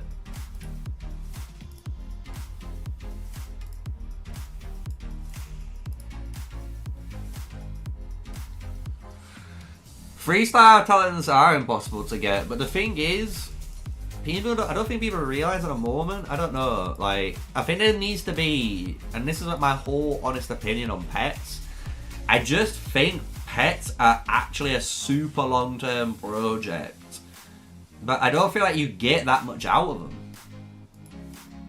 Like, you're literally gaining between 900 or like 800 to like 1,000 troop damage over a battle. Like, you're getting an extra 1k damage almost. That's how it feels. Like, you're not gaining like an insane amount of damage out of it. It's nice, but it's not like an artifact, you know what I'm saying? Like, an artifact feels way more impactful than a pet does on the open field. So that's why I would suggest, like, and I'm thinking, like, is it worth just biting the bullet and be like, do you know what? I'm not going to go for a 3-star talented skill because the pet, in my eyes, isn't going to give me enough damage warrant. So then I'll just go for either legendary sculptures or the treaties, you know, for the rally building. Because like I say, man, you see how long it takes? Just think, if I bought those 600, right? I buy the 600 tickets, just hypothetically. what that means is, at the end of the season, I'm basically at 1900 compared to 2000. You know what I mean? Like, that has literally cut down a fifth of what I needed to do, or over a fifth of what I needed to do already. So I'm back into like doing a quarter, you know, 500, 500, 500, and it's done. So it'll be interesting. I will admit, I'm not gonna lie, that I could have probably, and this is like going back in the day, and this is going back to players that have been playing a long time like myself. I do think I could have easily, and I mean this, I think I easily could have been around rally building 24. I'm not gonna lie, I reckon if I did it right, I could have been about rally level 24 by now. Because the one thing I really didn't abuse enough, and you guys should know this from the back in the day, but it's when the solo rally meta was around, so you could start a rally, get someone in, they send one troop, you kick them when the rally left, and then you got full 100% rewards, right? So I could have done that way harder from the get-go when I did all the videos on it and stuff. Obviously I did it, but nowhere near as hard as I could have done it. And I think if I did it harder, I would have been in a better position now, because obviously the long-term and the longevity of the game. But you gotta think, guys, we've been playing for so long, like, and we've gone through a lot of shaft and stuff, and we're having fun. That's all I care about, having fun. I know for T5, like, if you really wanted to get T5 by now, you could have, or I could have even again, because of, like, the way my research is done. I've explained this in videos, you know, I could have had these guys done by now and one of these done. But I've taken the initiative to actually complete all of my tech. I want all of it done, literally all of it. And I've got to do this, the last bit at the end of the season. So this is like my last tech to do.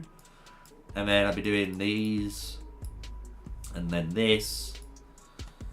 But we're almost at the end for research, literally. Like, my T4 are pretty much as strong as almost they can be. Yo, my rally?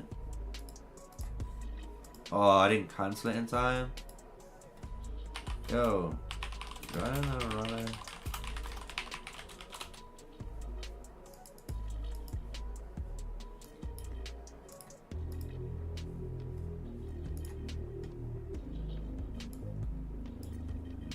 $400k, I need more than that.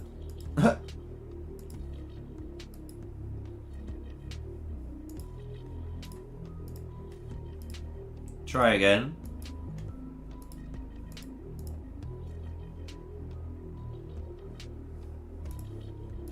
Have I got this one on? Yeah. This is normally what I take out to rally.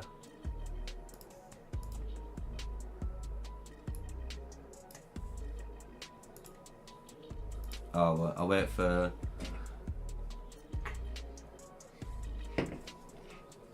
You need to double the speed of the game? Yeah, we need to do something. It's a bit weird. It's weird because when you play something like Rise of Kingdoms, this is why it's weird for a lot of players.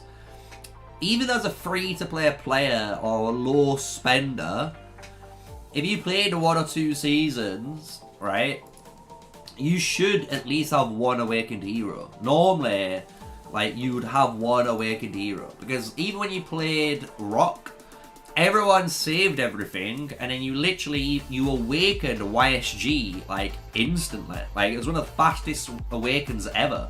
And if you didn't do that, you awakened Alex. You know what I'm saying? Like, most players at the beginning of the game had someone, no matter what, you could awaken, because there was enough events, there was enough stuff to do in the game, and they gave you enough heads that you already had someone to work on almost. You know what I mean? Like, and in this one, it doesn't feel like you have the same amount of heads given to you. At least I've joined the rally now. Yeah, you literally have to buy the daily here. And the funny thing is though, I'm not gonna lie guys, the daily bundle, like the daily deal, like I've started to get it again. You guys should know, I've been, and you know, the people who've been watching the videos know, I'm buying Madeline ones because I'm gonna do 100. I'm gonna try and save up. If you look, I'm trying to save up 100 of these, so then I can do another video and do 10, 10, 10, 10, see if it's worth, how good they are again, see if we can get some good skills finally done on our Madeline. So that's what we're working on. But it is like, this is the only way you realistically do get a ton of heads, which is weird. And it shouldn't be a paid option, as you can imagine. You shouldn't have to pay for that luxury. They should have enough events in the game that allows you to do that, you know. Right, so he's level 50 now, so we've both got level 50, 50. And put this on.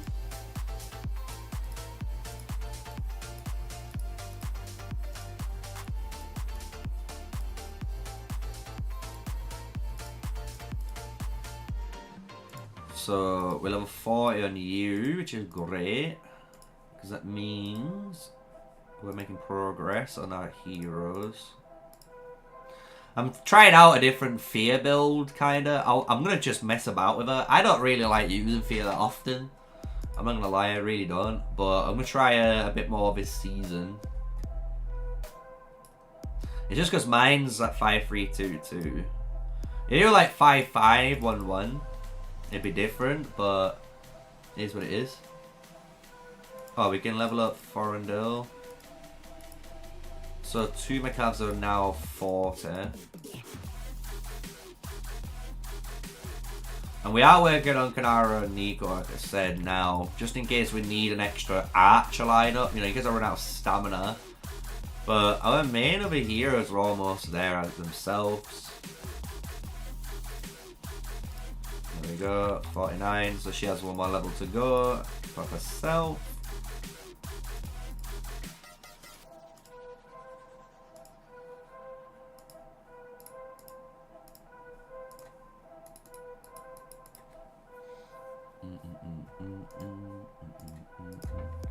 Alright, so let's come out of this, bang, bang, bang, bang.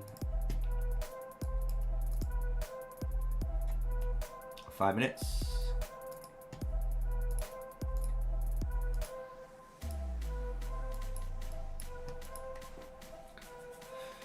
I don't know if you guys knew this as well. It's a little trick if you're a Spring Warden player. You know, if you try and join a Cav rally and you obviously select Flying Cav, make sure you just put a ground-based unit on them and they can join the rally.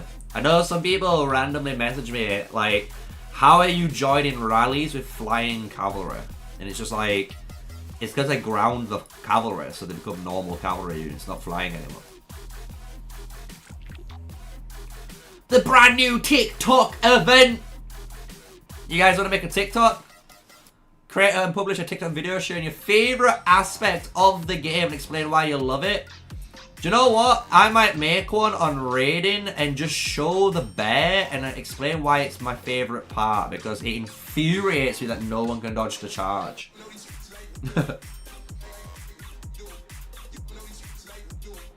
Oh yeah, no, yeah.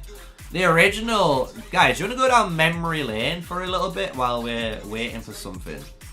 While we're waiting for, obviously, stuff to kick off. Look, I'll show you something crazy if I can.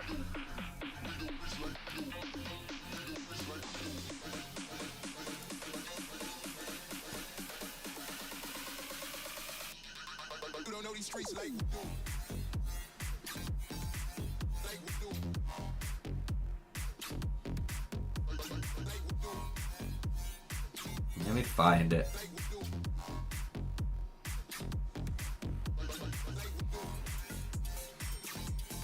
I wonder if I've got anything like that, actually. I don't think I made any videos like that.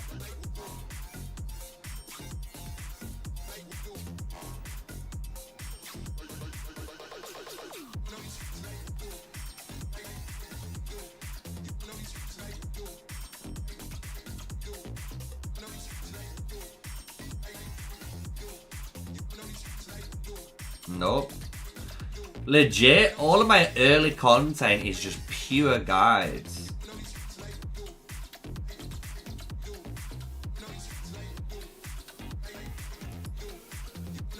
I've got this video, but this is Forge of Light.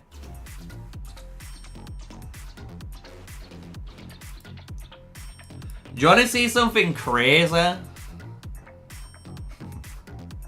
This was one of my viewers. One sec.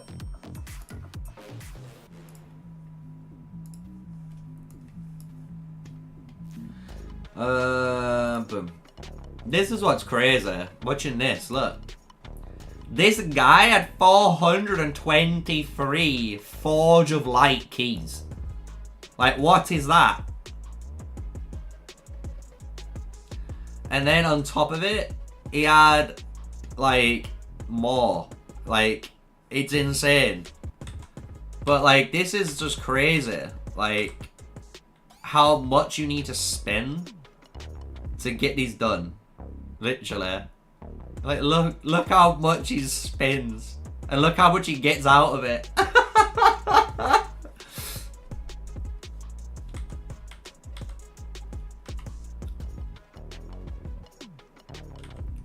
Literally. Look. Boom, boom, boom.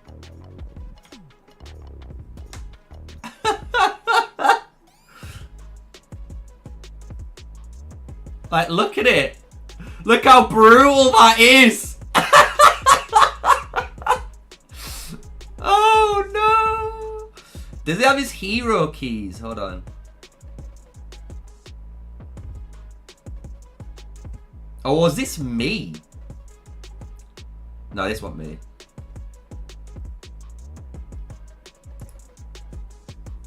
Oh, I remember this. This was Thingy Man. This was Shadow. It was Shadow, man, back in the day. It was insane. I'm telling you, man. Look, another 200 keys, look.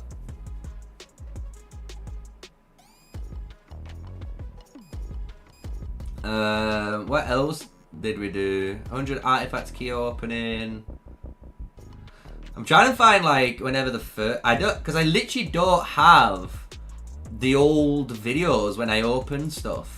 Because I never recorded that stuff for some reason.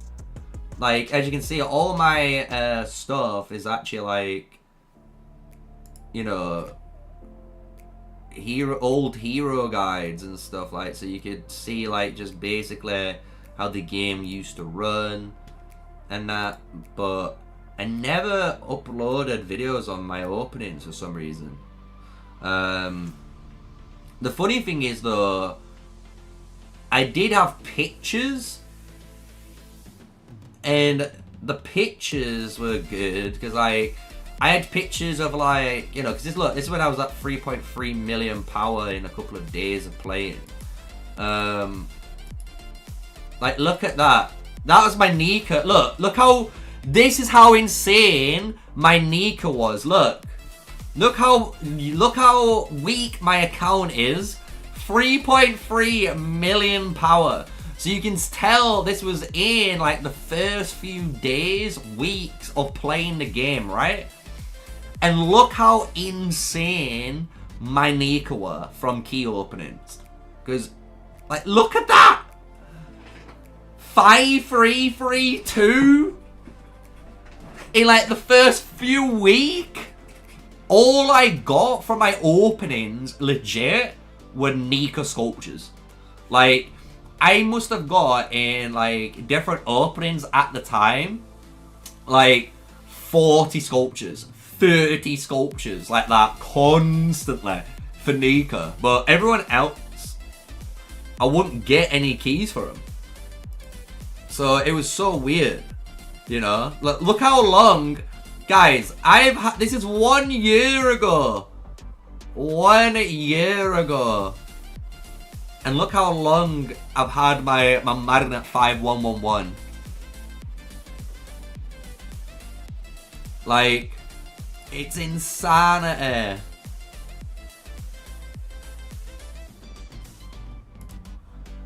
And then I could show you some old stuff. Like, this is what I'm saying. When people don't realize, like, I've played through everything. I've legit played through everything, and it's all documented on here. Like, you can see where I found all of the first bugs for, you know, raids and stuff as well before they got patched. Like, I used to have everything on here. Like, even when you first saw stuff like Nico for the first time, you know, having attack speed as a passive and not, you know, your normal attack damage you have now. You know what I mean? But I have some big key opening videos, but yeah, man, they're nowhere near as good as they used to be. I don't know what happened. One day it just stopped. How did I find it? I remember someone was telling me about it. I know that. I remember someone telling me about it when I was playing on Rise of Kingdoms. And then I basically like applied for it, and then I got into server 4. But I already had an account on server 1 too. You know what I mean? I had an account on servers 1, like 2, and I think 4. Which we can showcase, to be fair. Like, if we go over here.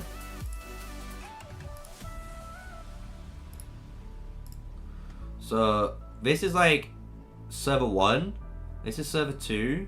I think this is server 3 or server 4. You know what I'm saying? So I had one on each server, but I never tested on server 1. I just played on server 4 because I was obviously late to the party. But I wasn't given any frames at all. But the first days were the best days. Like, I was saying to them they should have kept the reward system as it were. But obviously the devs need people to spend money in order to make the game. But I just think they took the wrong approach, honestly. Because originally what you could do, well, you know, like, this is the zone. Like, I could be in EXL and take this raid buff and get, you know, get the rewards, and I could go to this one like you could do and get this reward. And then when you look up here where maybe there's 2 bears that have the same buff, you know, because you only can get 1 buff of each type of bear. Like, before you could get all of them. So in reality, if you was allied with this alliance in zone 1 and this alliance in zone 1, and you had access to their zone 1, you could literally join their alliance, help them kill the behemoth and get the reward. So at one point in reality, you could get every single behemoth reward on the map, but you'd have to be in that alliance and you were doing it. You know what I'm saying? So it was crazy how it used to be back in the day. And it's like I was saying to other people, they didn't believe me with compensation. It's like I've said to players many times, like, when they change stuff, which is a massive impact, like, you know, game mechanics, then they're gonna compensate you. They did this with the daily chests and that, and now they're doing it with, as you can see, the war pets. So any war pets you've been investing into, you will be getting your ancient coins / like your skills all returned to you as well. So it's going to be interesting because I've used a lot of skills, I've used a lot of coins for the videos. I know I haven't used as much as some other people, but I know I've used a decent amount. So it's going to be interesting to see how much everyone gets basically in the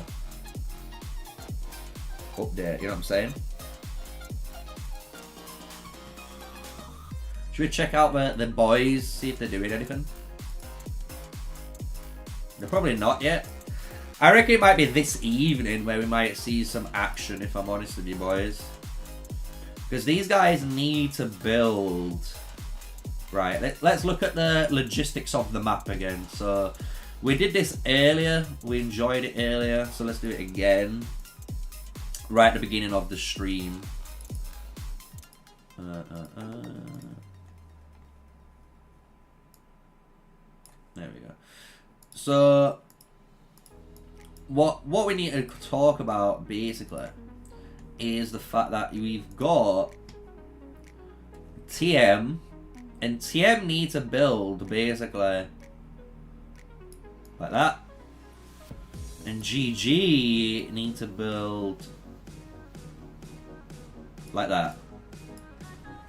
So that's basically like the build path that's happening right now. You can see it's very twisty and dirty, very annoying, but I reckon it's gonna, both alliances need to be, for example, like TM might start fighting once they get around here, and GG might start fighting once they get around here, because then you can imagine all the fighting in this area then, you know what I mean? So this will be like the fight point until the build, and then they might build and hit the Thunder Rock.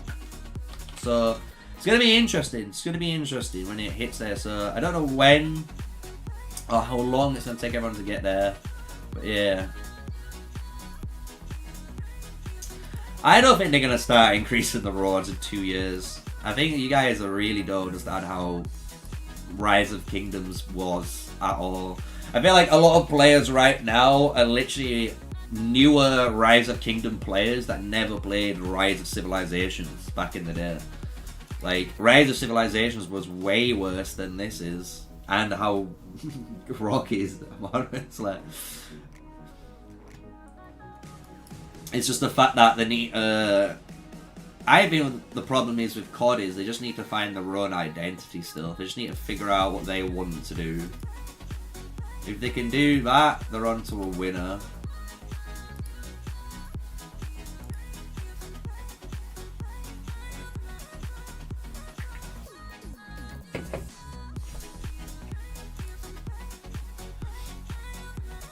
The only thing that can get worse with the game is the same thing that happened with Rock, where if you're a newer player, what will happen is in like 2 years time, 3 years time, like you guys are saying, newer players will start the game, there'll be loads of stuff to do, but the problem they'll be facing is the same problem Rise of Kingdoms players are facing, where there's so many legendary heroes in the game that they won't be able to keep working on heroes. You know what I'm saying? They'll just will not be able to work on heroes. It's just not gonna happen. Because by the time they think they've worked on a hero, another new hero is already out. So you're not gonna get that much out of them. Compared to all the players that are playing, you know, now and for the last year, they're doing all the grunt work now, being the test guinea pigs and stuff like that, you know. And then at the end of it, they'll be rewarded with a decent account when everyone else starts playing. So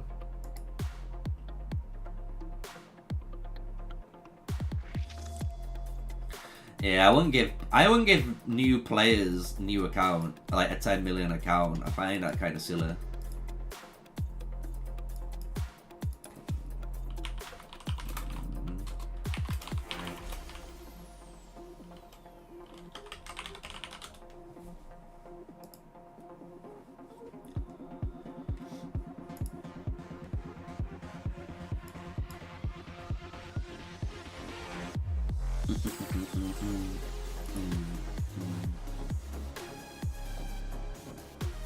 So 248.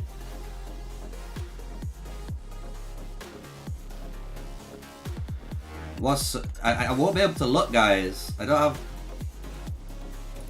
Look, I'll just do it this way so you guys understand again.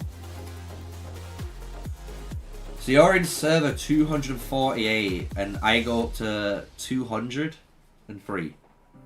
So I'd have to create a new account, and you're not there, say. You guys gotta wait until 2 days. In 2 days time, guys, the brand new patch is out and I can spectate you. Just wait until then, I promise. It's just one of them things that we have to wait on. I can, in 2 days, spectate other kingdoms. I can watch you as well in your Roots of War if, like, somehow I get an account, you know, just to jump into, or if I'm in one of the other kingdoms that I'm already in, you know what I'm saying? So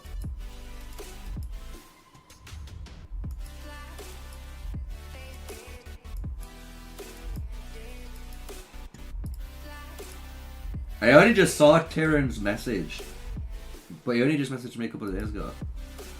A couple of minutes ago, should I say.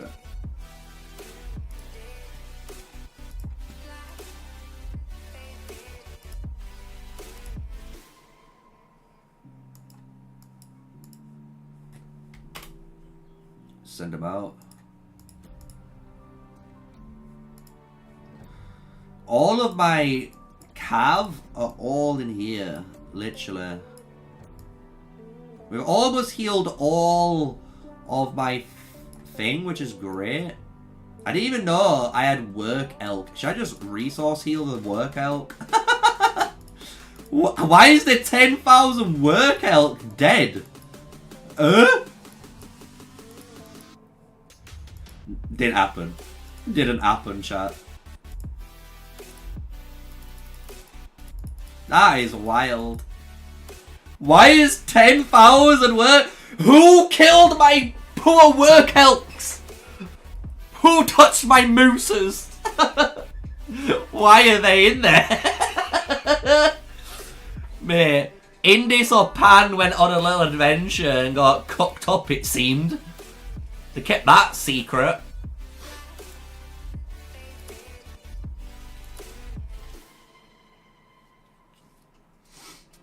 I've already got a Ruin Season Points video, Sword Dancer.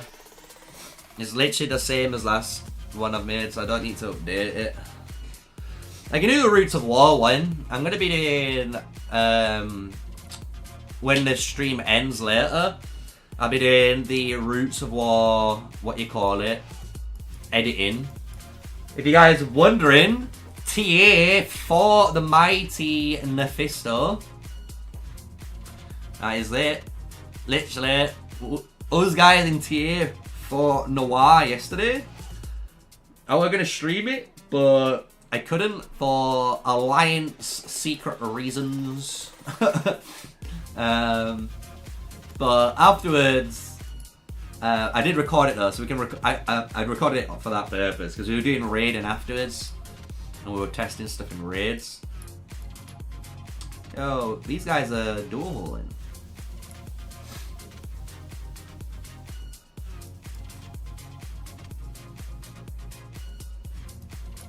I like TP in here.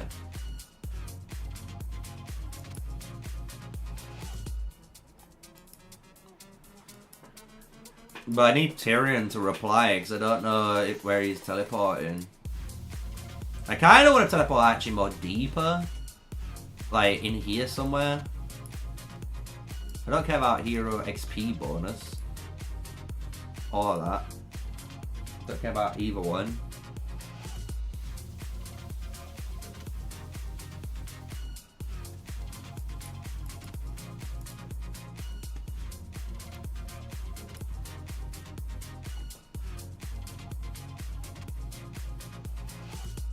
If you guys want, what I can do, actually, let me find it. Hold on. Do you guys want to watch my Roots of War? You know, the full Roots of War? I can be just here, you know. We can talk about it while we're... So you can have a little preview. Because obviously, I'll be editing, like I said, later anyway. Let me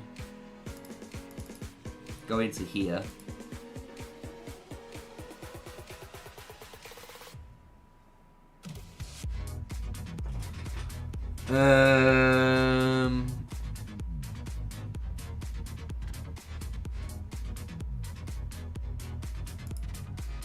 There we go.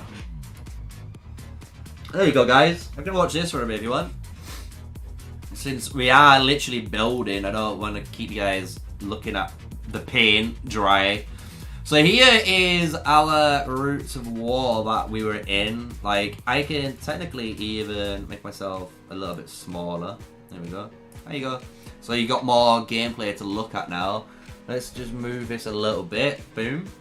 So this is the start of the battle. We are obviously TA in this fight. We're against Noir. At this point, if you're wondering, Mephisto is around 613 million power. The only reason I know this is if I go into game.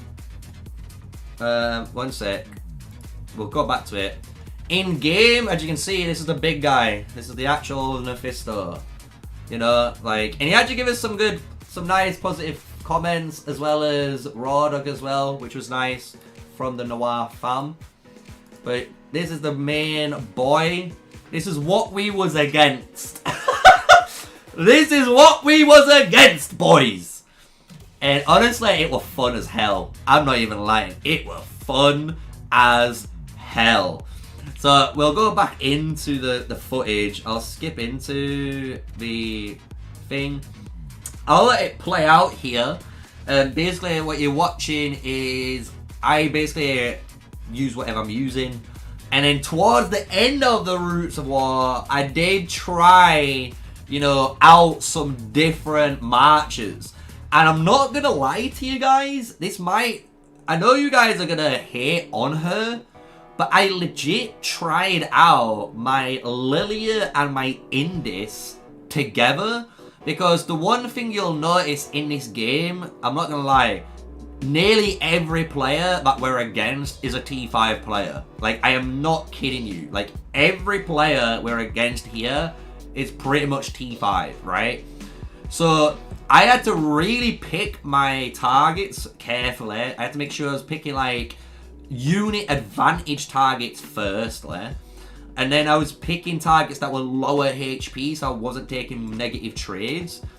But when I used Indis with my Lilia later on in the fight, I literally didn't take damage. Like, I'm not gonna lie, the 40%, because I'm at 40%, I'm not at 50%, but the 40% counterattack reduction that you get from her helps so much against T5s. It's actually insane how much it helps you against T5 players. I'm not even fucking stressing that out. So, like, here, I'm in the mid team. The mid team, as you can imagine, is all about mid. Most of the footage you're going to watch is all about the mid fight. I do quickly, I think once or twice, check on the bottom and the top side. You know what I'm saying? So I do check out the different areas there, but nothing, you know, nothing too mental. So all you're going to be watching is here. And I thought this, you know, it literally just clicked in my brain that we were talking about Roots of War. And I could be just showing you this, because this is the footage, like I said, the raw footage. And you know what I need to do as well? Resize it. There we go. So now it's actually fitted on screen. So now, you know, I can later on edit this out. But at least you guys can watch some actual PvP combat, enjoy some Roots of War. You can see Raw Dog there, who we were talking in chat, which I just showed earlier. And Mephisto, we just killed him, but you'll notice in a moment, Mephisto is on his way back. And Mephisto's running Madeline, Garwood, and Gresh with Skogos. He's doing like what Chisgo's recommending, but I'm kind of glad he didn't do what I recommended, because I was scared that if he did, that I don't think he would die as hard. And I think you'd get more kills as well, which was really, really scary. So Bob used quite a lot last season. Yeah, it's mad. Like, Indis really, I'm not gonna lie, like, Indis is surprisingly good. Because, like, she actually makes your units take, like, literally no damage. And then, by doing that, you're helping your alliance and yourself, because it's like Saladin Aetherfled. Like, Aetherfled did some really good damage reduction, but she did an insane AoE debuff cleave on your opponents. And now you can do that, the exact same thing, but Indis, you know? You can have Indis doing an AoE cleave, which is all damage taken, which is insanely powerful. So I reckon Indis has done the exact same thing as Aetherfled, where a lot of players have legit said, you know, they've ignored Indis, but like, look, I'm using her here. Look, I'm using Indis with my Bakshi because I love this combo too. It's very tanky. It does what it needs to do, where it's dealing damage, it's tanking up, and it's like supporting your front line by making them, like, you know, like take extra damage, and the enemy take extra damage and heal them. So my Cav though are a little bit weak, I will admit. They are a bit weak though. So what I'm gonna do though, chat, quickly, obviously, if you've enjoyed the stream so far, hit the like button, do me a solid. It helps me out a bunch, as you can imagine, right? And if you do that, what I'm going to do is really quickly, I'm not going to disappear, like nothing's, you know, stream-wise is going to stay the same. But I need to run downstairs and let the dog out, just let her out, make sure she's alright. Because I fed her this morning and stuff, but we need to let her out, you know, she's a dog. You got to be fair to the animals, you know, so I'm going to go downstairs, I'm going to let this play in the background. You can just watch this Roots of War. I'm going to be on my phone, so if you want, I will be in chat on the phone, so you can reply, and it just lets you guys, you know, keep going and enjoying, you know, something while we're waiting for some action, right? For some actual action in Zone 2 with TM and GG83 right now, since they're all in super build mode, right? So I hope you guys enjoy it. I will be back. Put any comments you want, and I will be here to reply.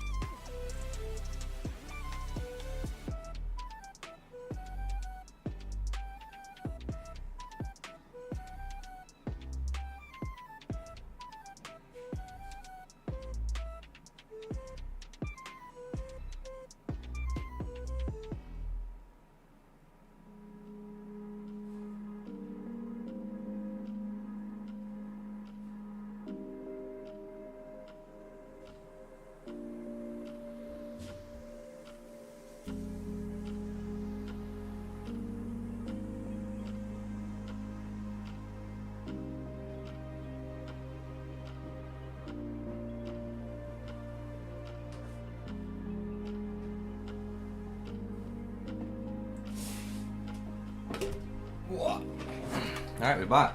Let me just grab my headphones. Alright. Hope you guys been enjoying the Roots of War footage. I'll just quickly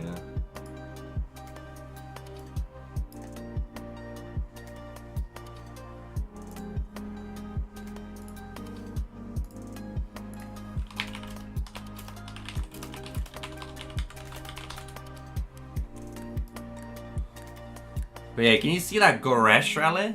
Jesus. The Goresh rally is insane.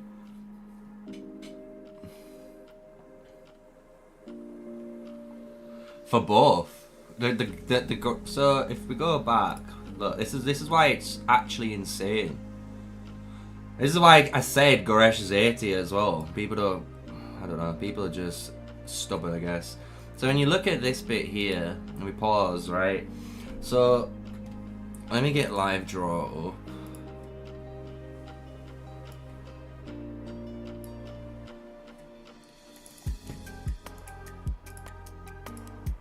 So, when you look at like these rallies, so you can see this rally coming in, right? And what's going to happen is this rally will press the wrong button. This rally is going to obviously start fighting the, you know, the structure, right? But because of Goresh's actual skill 3, the way it's read is, as long as he's in battle, it will trigger. So what you're going to watch is this rally attack this, but this Nika, this guy are all going to start, and this guy are all going to start taking area of effect damage from his skill 3. And now this is a rally. Just remember, this is a rally. So this isn't 200 damage you're taking every, twice every second. You're taking nearly like 1,000 to 2,000 damage, even higher with the AoE. So like, when you watch this now, this is what's crazy about it, because watch this guy. This guy's Nika, look how much damage he starts taking, look. It just starts just melting. Look, 1.79, 1.2. Like, it's insane. And these mages that are nearby the rally, they're getting hit too. Like, all of these guys are getting absolutely shredded by this area of effect damage from Goresh. It's actually crazy. So you just can't even be near him if he's rallying you. Because if he's near you, if you're near him when he's rallying you, like, you're just going to lose the field as well. So you have to be, like, super far away. And you have to make sure your structure's going to beat it, you know? Which is crazy. Actually crazy. So, like, that rally is nasty, man. Absolutely nasty. But here is, like, this is what as you can tell, spoiler alert, we definitely ain't winning this one. At 30 minutes and we're 10,000 behind, you can come back from it, but you can see like how the field in the middle is already looking. This is what basically turns out the fight's gonna be. This is literally how the whole fight is for the next 30 minutes. Until like the last 10, and then they've got us on the ramp.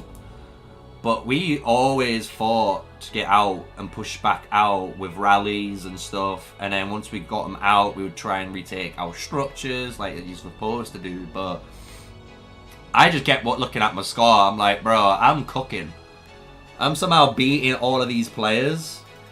It's not even funny how much I'm beating them. So...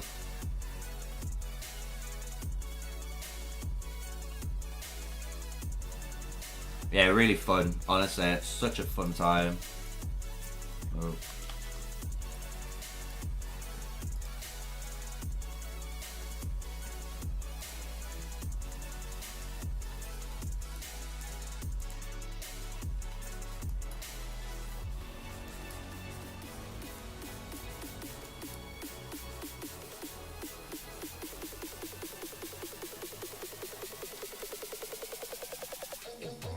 I just noticed that red lion. The live draw. So yeah, honestly, this was an insane Roots of War fight. And you can see like Nephistos there with his Lily. Lily Valen now. And I think it's later on. Let me just check. I think it's actually here. Hold on. I don't know if it's this one.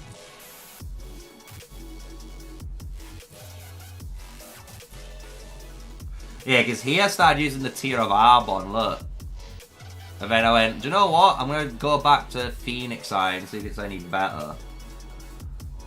And then, because I'm going to join the raid, the rally, but then I was like, nah, I don't need to do that. So like now you can see, look, I'm using the most defensive setup. So I've got T4 against T5 right now.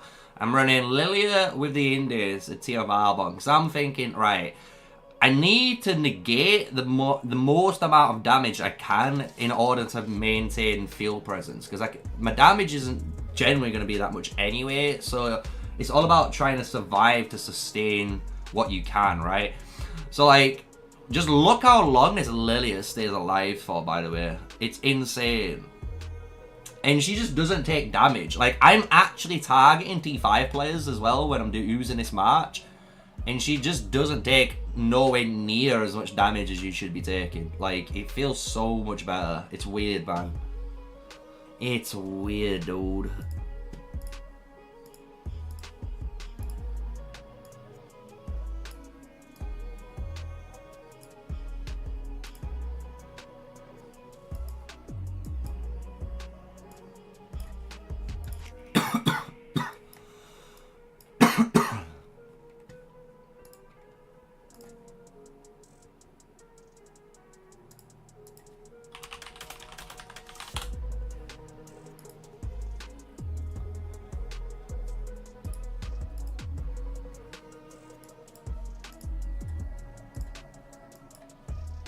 Alright.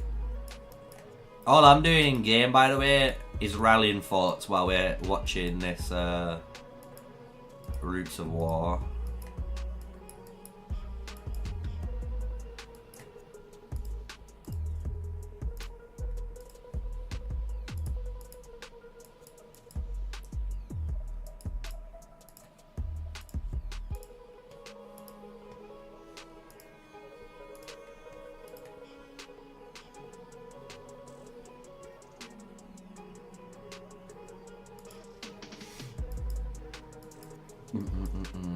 We're building.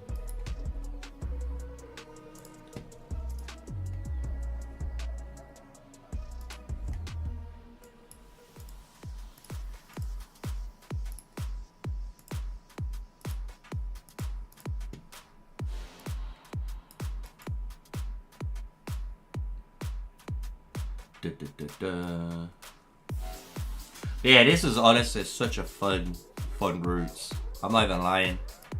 Oh man, I didn't know you were going there.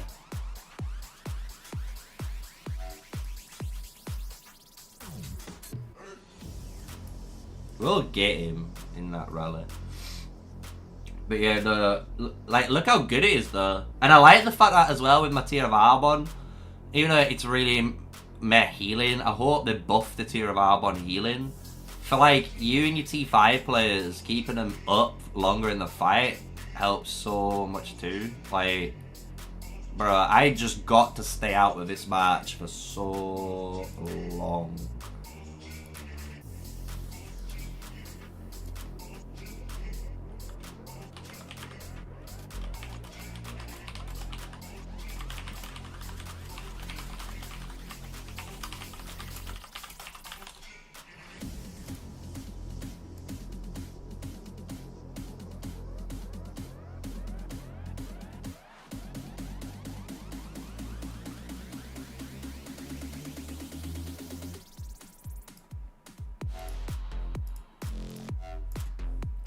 I just need to fill up my CP while I'm joining these rallies.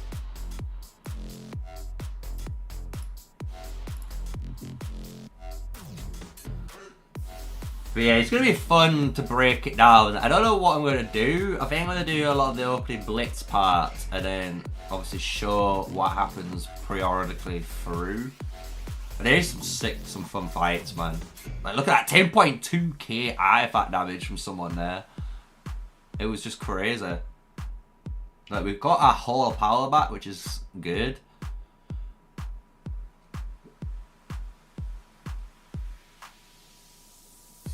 But have you noticed, like, my Lilia is still out. And I'm hitting T5 players, and she's still out. Like, and I'm looking for the best ones to target as well. If you've noticed, like, I'm picking the guys in the red and yellows just to maximize my unit advantage, so I'm not taking as much damage. But if I have to hit the whites, then I'll hit the white bars. You know what I'm saying? That's all I was doing with this match. I'm not lying. She was putting in work. The Lilia were doing the damage, right? That's all I needed to care about. And then, like, the Indis was helping, like, my front line survive that little bit longer, and obviously putting Infirm onto 2 targets helped just kill them, right? It felt better than using the Valen. I can tell you that. It was weird. I know I didn't do as much damage, but it's more about sustaining. Like, imagine if you had to try and sustain as long as you can in one fight without it just, like, dying in 2 seconds and then you've got no troops. You know what I'm saying? That's the difference in it all.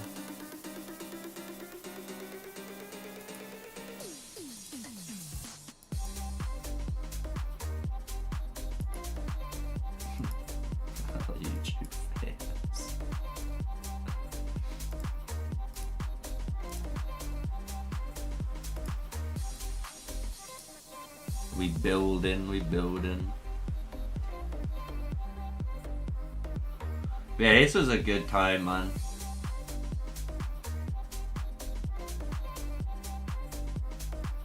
Because this is how it ends now, by the way. Like, I can literally fast forward it. Look. This is just how it ends now. We're on this bit. There's just too many T5s, man. But when you're looking back at some of the early fighting, it was really good fighting on both sides, man. Like, this stuff was really good. And, like, what we're doing here, if you're wondering, in the early bits. So, let me find this. So, what I was trying to do with my infantry here were, like, I was like, okay, I know my infantry basically will die when they get targeted, right?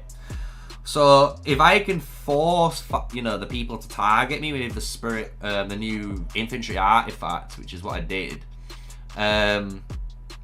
what it will do is they'll focus me, and my T5 tanks, basically, I buy them maybe 10 seconds, you know what I'm saying? And if I buy them 10 seconds, that actual 10 seconds is worth way more in the amount of, like, damage they can tank and the amount of damage they can deal. So, like, that's how I was thinking when I was playing this as well. Like, it was really good. Like, I was playing really focused because I didn't have to, you know, worry about chat and worry about, you know, stuff. I hit the record button, I was in Discord listening, and then we were just fighting, literally, man. So you can see it here. This is what I'm saying now. So Garwood's on his way up. People just started, obviously, killing.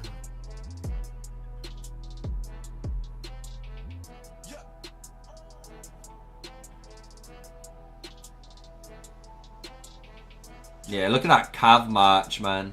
It just dies because it touched a husk. I didn't mean to touch the husk. That was like a mistake. But now I've got Garwood out. Look, I pull this, so I pull all aggro onto me really quickly there. He's getting absolutely shredded, man. But it's the fact that I bought that time, and now look, the T5 Kawaii and the rally now is actually there to take over tanking. So like, I buy that time for the actual tank line to do their job there now. Look, so they're gonna last a little bit longer than I do. But they're still running, like, Kawhi's running the old ones, so I don't think he's got any of the new commanders, which is interesting.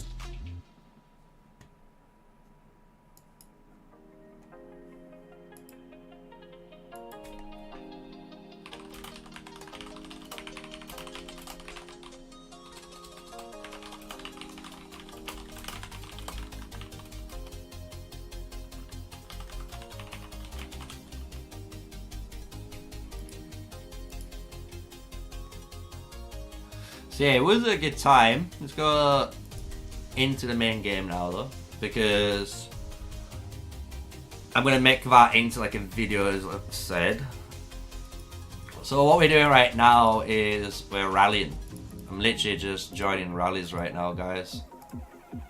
I messed up because I didn't join Tyrians, but I've got enough CP that I'm just gonna be rallying all day anyway.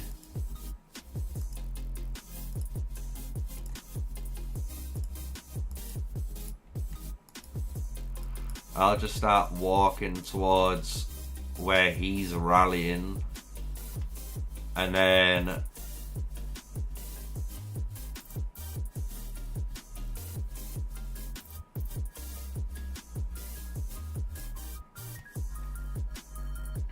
there we go, that's better.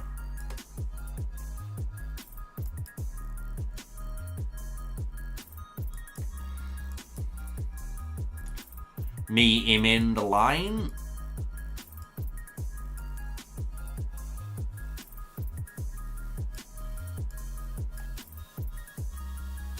Quick little drive-by in.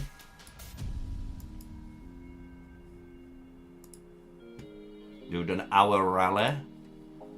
So I'm gonna try empty this CP out. Get the next. Maybe I fill it up again and just empty it again. Because I do want to just focus on forts. That's like mid mojo right now. I'm not too fussed about arrows. You know, treaties is the real grind. So let's just start properly doing it.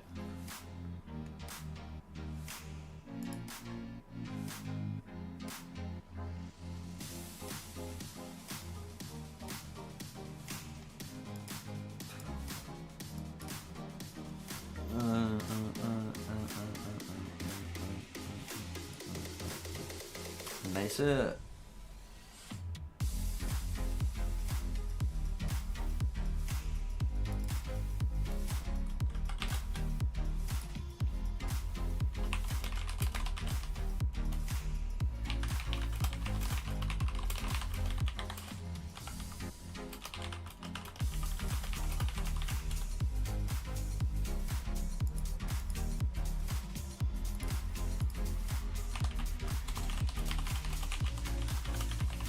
Yeah, I don't think Tyrion realised that just spawned.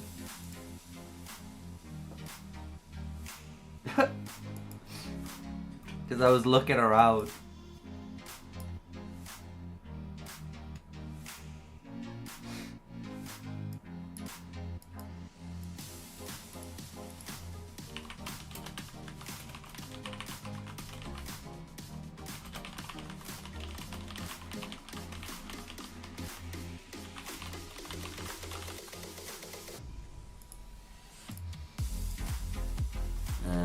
There's your cav boom.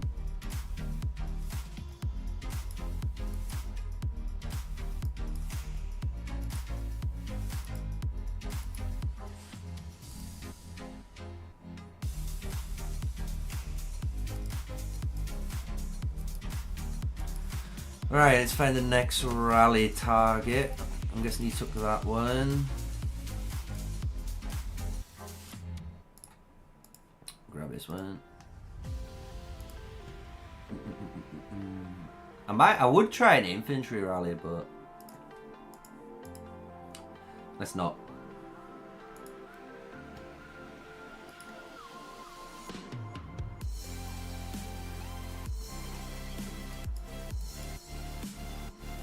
Let's see what's going on over here then. So they've got through their choke and the building now here.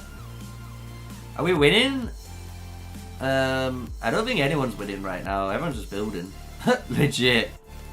Look. I would say if you're looking in terms of flag speed, probably I think GG's winning by a couple of minutes. It looks like. It looks like they're winning by literally a couple of minutes, and then they've got their next flag down compared to TM. 29, 40. Oh no, no. TM are ahead now. Wow, TM are now winning. Earlier they were losing.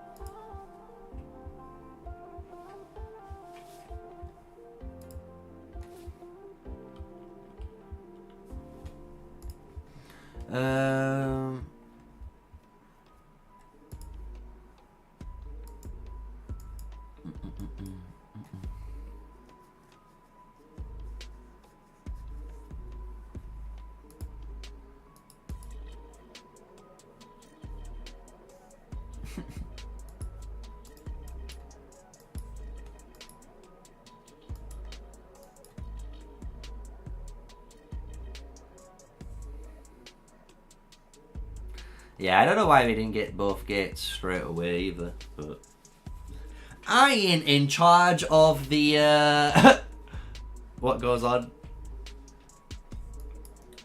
But we still gotta get this pass just to get some extra rewards, which is nice.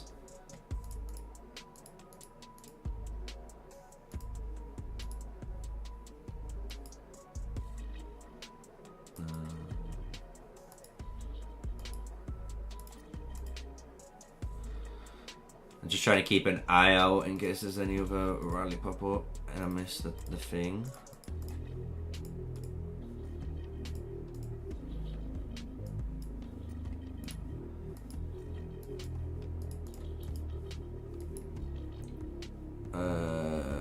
What was I working on? Oh.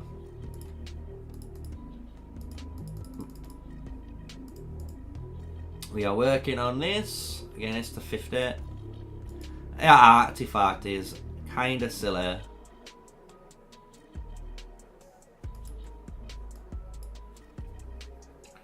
But how are you guys doing this evening or afternoon, morning, wherever you are now? It's been what, nearly 3 hours already?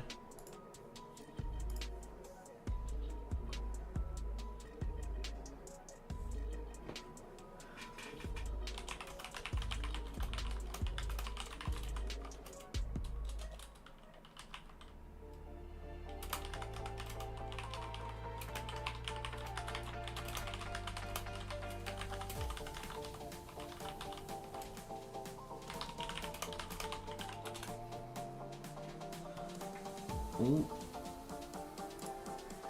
Nice little sponsor replying.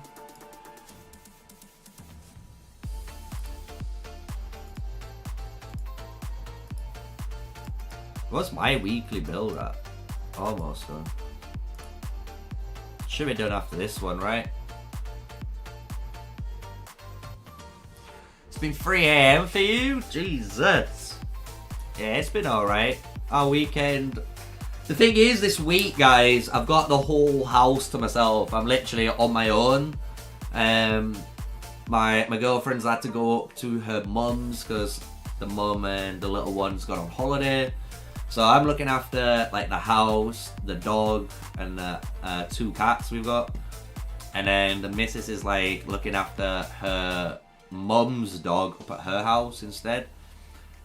He was gonna let the dog in here, but the dog's got a bad reputation with cats, so we can't risk it, unfortunately, otherwise we'd all be in the same house. So yeah, it's alright, you know. This weekend I've been a bit busy doing the old content creating, as you can imagine. But I've got a lot of stuff planned. So what I want to do is basically, obviously, keep making videos and stuff all the way up to like the 20th. And then on the 20th, so 20th, 21st, 22nd, 23rd, 24th. Oh no, actually, the 21st to the 25th. That's what it's going to be. From the 21st to the 25th, it'll be like the Christmas countdown, like the last 5 days. So what I'm doing is this week trying to make enough videos so I've got time next week to make like a really long format video series, because I've got all the Call of Dragons lore done correctly and like confirmed by the devs, which is nice. So I know at least then, you know, I'm gonna be getting the story right. And I'm going to do it like a 5-part episode. So it's like the first is like the beginning of Call of Dragons history, which leads up into like how the Spring Wardens is formed for one video, then the Wilderberg for the next video, League of Order for the next video, then how all of that goes into Season 1 and then Season 2, you know. So like each is actually set up properly. Because the thing is with the game, which is kind of scary, is when you actually look into these tales and stuff about the game, like in the letters and all that, like you can find so much crazy information about the game, especially if you go even to certain areas, you know. Like this is to do with like, look, it's talking about, he's a name Leosa, he's like the god of light. So he created all of the celestials that you're going to be able to see and stuff. So there's like all of this is what we know. It's like the Insight or Auspice. This is Apheus, the Angel of Law, Ludices. That's Fear. But we don't know who Solitor, Venos, or Maggie is. So like, you know, I don't think the new mage is going to be Leosa, because Leosa's an actual god. He created everything. Like, in lore, even if you go back to Season 1, if you go to Season 1, if you're in Season 1, you can check out, like, Mount Dreadfang and stuff like that. And it says, like, Mount Dreadfang was created from the teeth of Leosa. So it sounds like there was a god battle between Leosa, and there's another name that you find out called Lander, who's the god of darkness, who creates all the darklings and the behemoths and stuff like that. And it seems like there must have been a fight, and Leosa might have lost the initial fight, and now the fight's gone from up in the stars onto the Battle of Tamaris now. So it's gonna be interesting. I think the new mage is, who knows? I don't think it's gonna be Leosa at all. But if you're wondering what KD this is, we're server 1, it's division 200. So that's ours.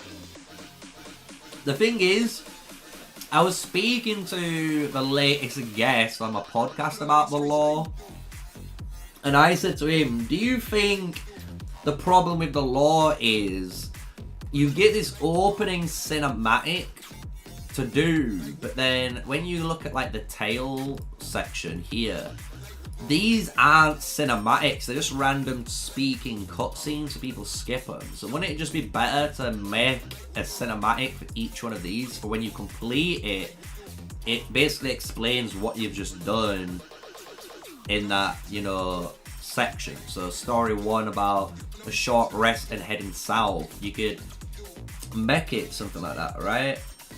That's what I think. Like, I think the problem with the lore is they've got really good lore, but the problem is they don't show it off. It's almost like Destiny 2. Is everyone who's played like Destiny 2? That suffers from the same problem, where you have a really rich lore, but it's hidden behind like such weird, I don't know, just weirdness, you know? Because you can still have like the beginning big opening frame, right? Cinematic, because I'm just gonna be honest with you, right? Look, let me just open my good old friend YouTube here. Let me just open this for a second.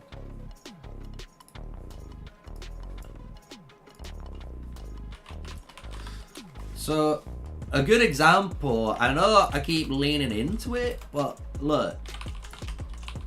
World of Warcraft has the name World of Warcraft for a reason, because it's the one game that you watch, and over time the cinematics for World of Warcraft get you so engaged with that expansion or the next season or the DLC that you are about to go into, right? And that's what our opening cinematics are. But then, if you look at some of the other stuff for, you know, World of Warcraft, in-game, there is all of the stuff that you have in this game which people skip. But there is also certain very smaller cutscenes that basically explain that, you know, what's going on, right? And I just don't get why they don't do something similar, because people do love the lore. I mean, they do love watching those style of videos. Because I'm just being honest with you, like, right now, like, look, let's just go on to the webs, right? This is the... Let's just pause this. This is Warlords of Draenor. I don't know if you've ever played World of Warcraft, but this is basically an expansion set where, and this came out 9 years ago, by the way. This is 9 years ago this cinematic came out. And look how good quality this is still, right?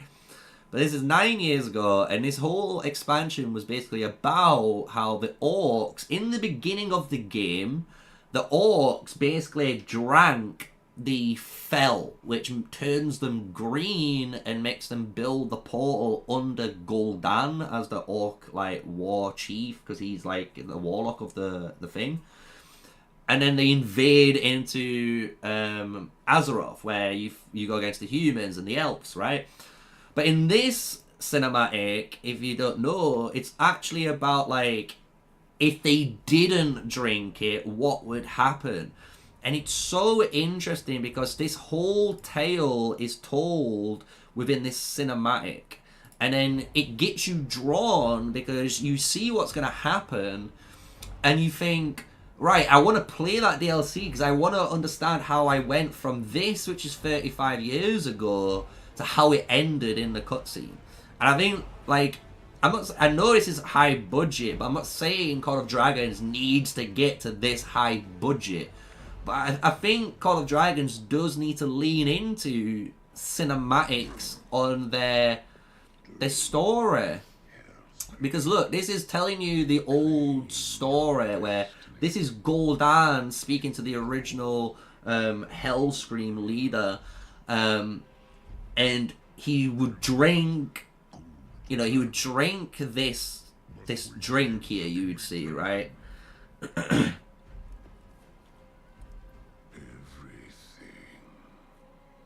And this time it was like, nah, G, we're not drinking it. So this was the time they refused to drink. So this is now getting interesting. What would happen if the orcs didn't drink the fell? Would they go through the portal? Would they do stuff like that? Because this is one of the demon pit lords of World of Warcraft. And this guy is one of the biggest, like, big D's in lore. Like, this is what I'm saying. This is how interesting and exciting you can really get with fantasy-based games. Like, but Call of Dragons doesn't seem to want to do this. Like, it legit never seems to want to lean into this. Because look how epic this is. Like, the orcs are now fighting for the first time against Gul'dan and the corruption of the fell magic by the demon lords. Like, of World of Warcraft. And it's just epic, bro. Like, look how epic this is. Bro, imagine this was like, bloody Goresh. Imagine this is Goresh right now, lifting this up, pointing this at, like, someone. Bro, best scene.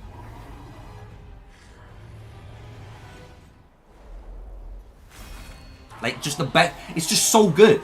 It's just too good. It's just so good. And it's like there as well, like in the old story, Hellscream would die there. But Grommash, the younger one, saves him for the first time again. So it's all different. Like, the whole timeline changed during World of Warcraft in this. This was one of the most hyped cinematics to watch. Because it is the best, one of the best things ever. Like, it has everything you want to get you gripped.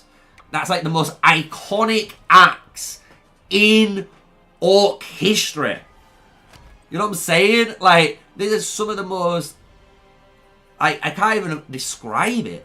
And Call of Dragons could lean into this if they really wanted to by doing really good storytelling instead of hiding it. I don't think you should hide good storytelling. I think good storytelling grabs the player. Like, it makes them interested because now, like, this is the last picture. Like, this is the last picture of the whole thing. And as you can see, even if they didn't get corrupted by Gul'dan, for some reason the orcs are building the gateway. And you don't know why, and that's why you play the DLC, because you want to know why the orcs are building this gateway, right? So it's just so interesting that like you can make the lore of a game so good, but they just don't do that. Like it's just crazy, man. Like, and even like some of the, you know, like League of Legends, and there's other games that do really good cinematics that get you interested in the game, and that's what people want. They want something that grabs their attention, that makes them like, I wouldn't say like pick a side, but they want to, you know, invest some sort of, I wouldn't say like emotional attachment, but you know what I mean? Like you do get that, you know what I'm saying? So it's just crazy, man.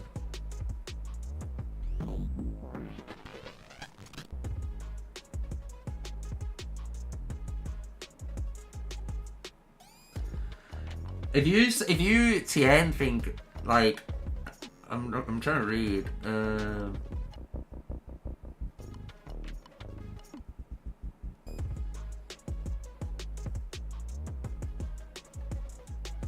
Because, like, yeah, at the moment, like I said, they don't have a good job doing the story or the lore of this game any justice. Like, I'm being fucking real with you right now. Like, they just don't. Because it's like, I don't know. I think you could. I think if you make the game interesting, people will want to play it. I don't know. Is it just me who thinks that? It's like, people love Diablo and different big names. Like, if you look at fantasy-based games do so good, and the best ones do the best because they have such a good story with the gameplay that they promote. Like, they're proud to show the story because it gets you interested. It doesn't matter. Like, I could be playing Diablo and I know my hero is the same as any other person, but I don't care about that. I want to know the story of Diablo. I want to know about all the Lords of the Sins. I want to know why they fight each other. I want to, you know what I mean? Like, you want to know the angel and heaven and stuff. It's just, it's so crazy, man. So I hope they really do push it. Because I think that would be another really good difference between this game and other games on the market. If you do something like that. Because it means you provide not just a game that has really good gameplay and events and just, you know, something on the market that people enjoy. You're actually creating a game that's a living, like, experience that players all the time can say, like, 2 years from now, like, do you not remember when this cinematic dropped or when this happened? Like, it was crazy. And then maybe like 2 years later, something might crop up where a hero or something where we thought were dead comes back and they're like the actual hero you unlock for that season. Like, I think it would bring so many players in because it gives you reason to want to love Call of Dragons. I don't know.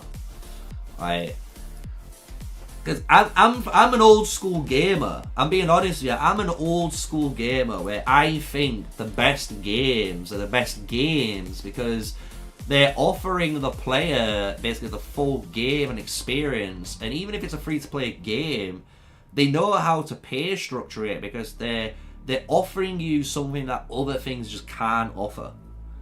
And I don't think like any mobile game honestly offers an insanely good story. Like, the best story I've seen so far was like Age of Titans.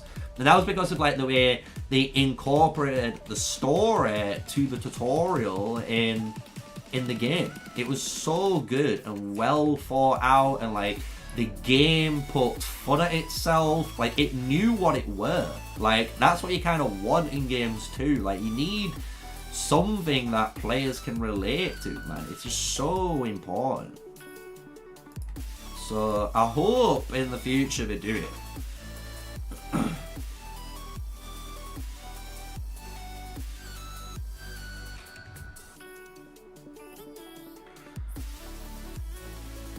Yeah, like, that's the one thing which people don't get, and I'm in agreement because we're in S1 and like S2.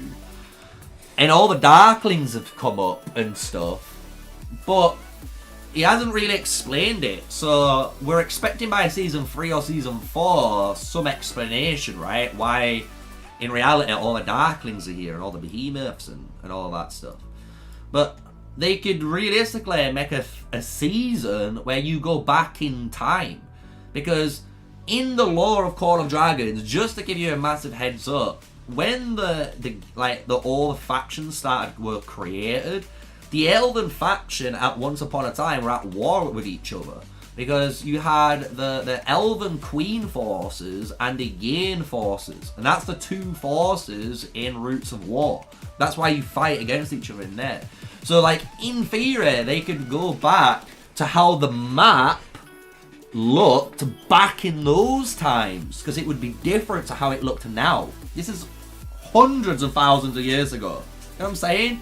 So the map could look completely different. And the way you would be fighting would be different. Because you're fighting for, and you would pick a side, like Queen or Yin. And maybe all your alliances then matchmake, you know, like you would do in one of the KVK formats in Rising Kingdoms. Like, they can do all sorts of stuff if they're willing to make the story almost the all-star of the game.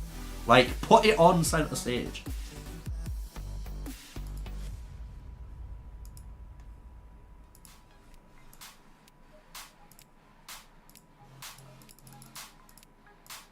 Oh, sugar, I should have missed first.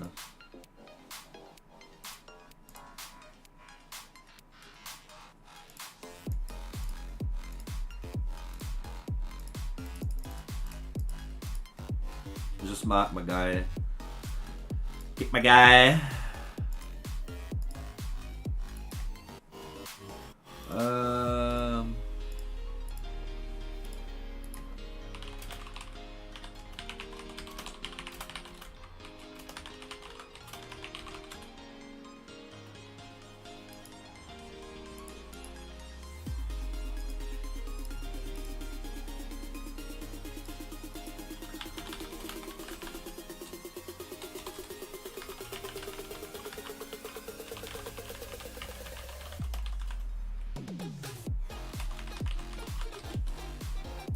You're chasing my march down. Ah! Ah!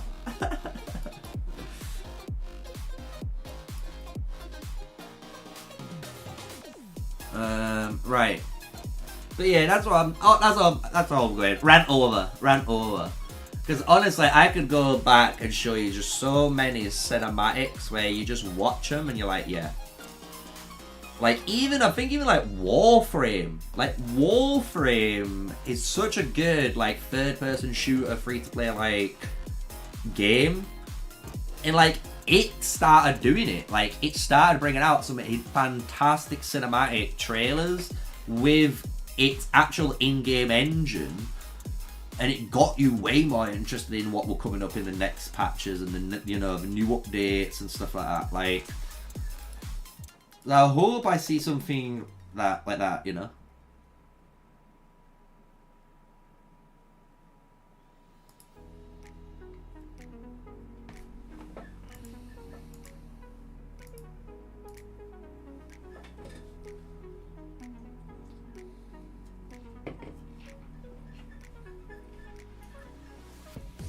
Because the one thing that we don't know as well, you know, Call of Dragons lore-wise, the one thing we personally don't know is stuff like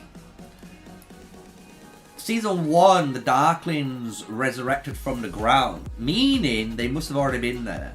So, what happened in the first time, you know what I mean? Like, in the first time, what happened to make the Darklings go underground and, like, slumber to then wake up in Season 1? Like, there must have been an event that happened. You know what I mean?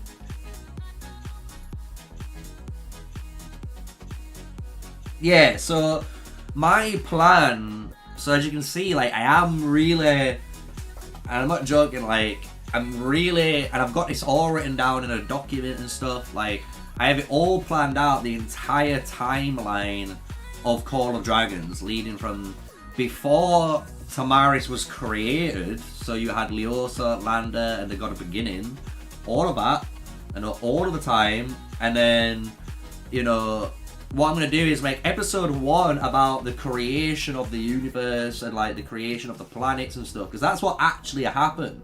Because it seems like in the beginning, from my assumptions, from the stories that you find out from all the different heroes, that there was a god of beginning and there was a god of light and a god of darkness.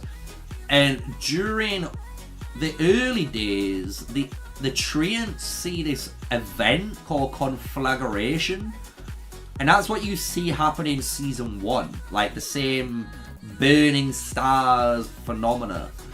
So it feels like it's a recurring event from the war that's been happening above.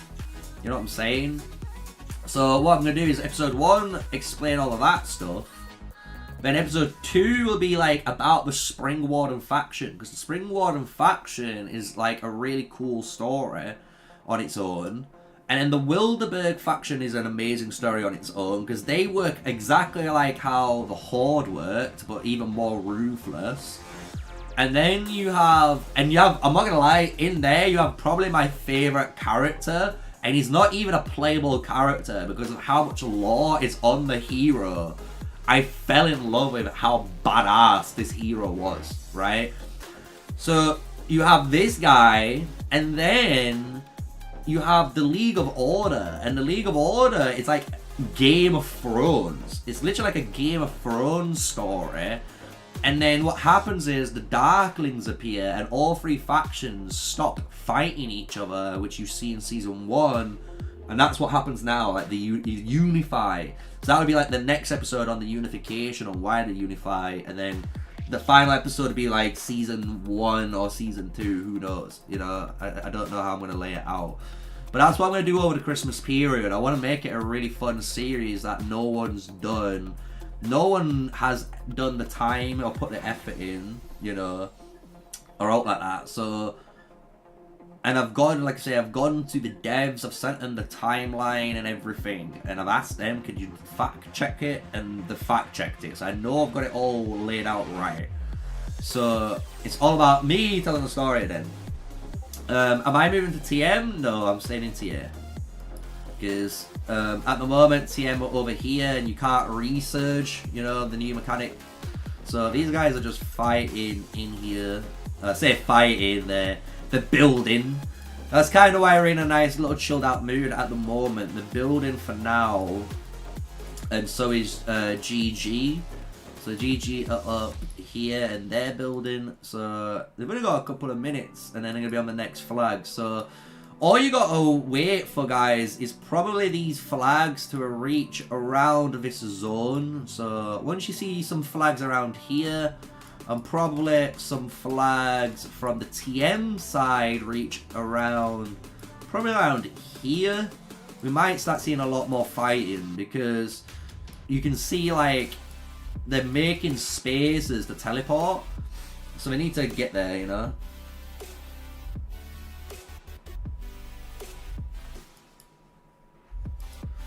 But yeah, the video as well that I'm going to do is going to be a lot different to my other videos, by the way. So like, I'm going to record myself like reading almost, not like a script, but I have all the bullet points on what I need to say in order.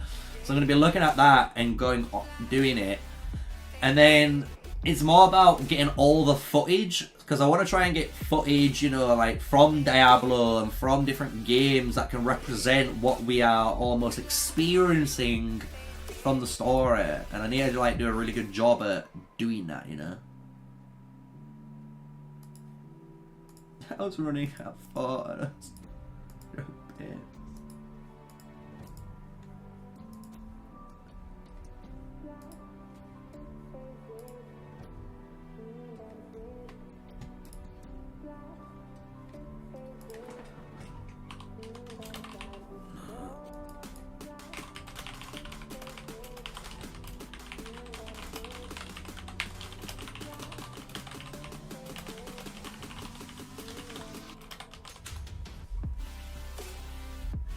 TM with the Fortress on the Hill? Probably.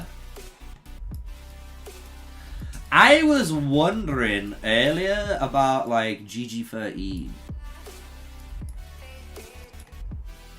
because these guys are here, and I was wondering, can you build a flag over here and then build a fortress here?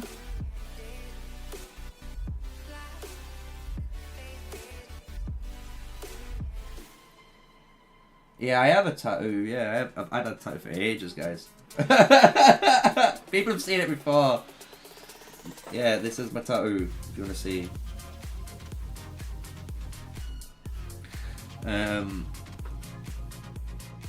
What's a Chad?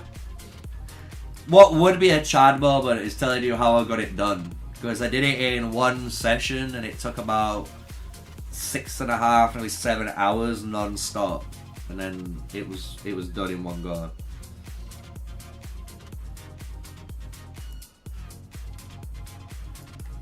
Our cab's in a position. Now we can get our boys back. I'm tempted to kill this fort. Hold on. Do I kill level 8 fort or TP spot?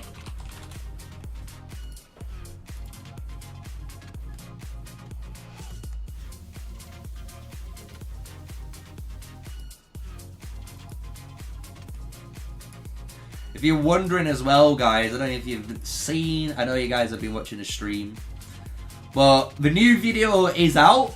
I don't know if you want to go and watch it. The new, brand new video is out. And like I said, for me, I want to make guides like I've made this one, but I want to eventually get better at editing so it looks like a proper video. You know what I'm saying? You're gonna get a tattoo? I always thought, right, look, I'm not saying I would, but I'm not even lying. I always thought of putting something here because, like, my tattoo, as you can see, like, ends there. I kind of want it to go up to about here. So I was debating to, like, go up and clean up and have something there.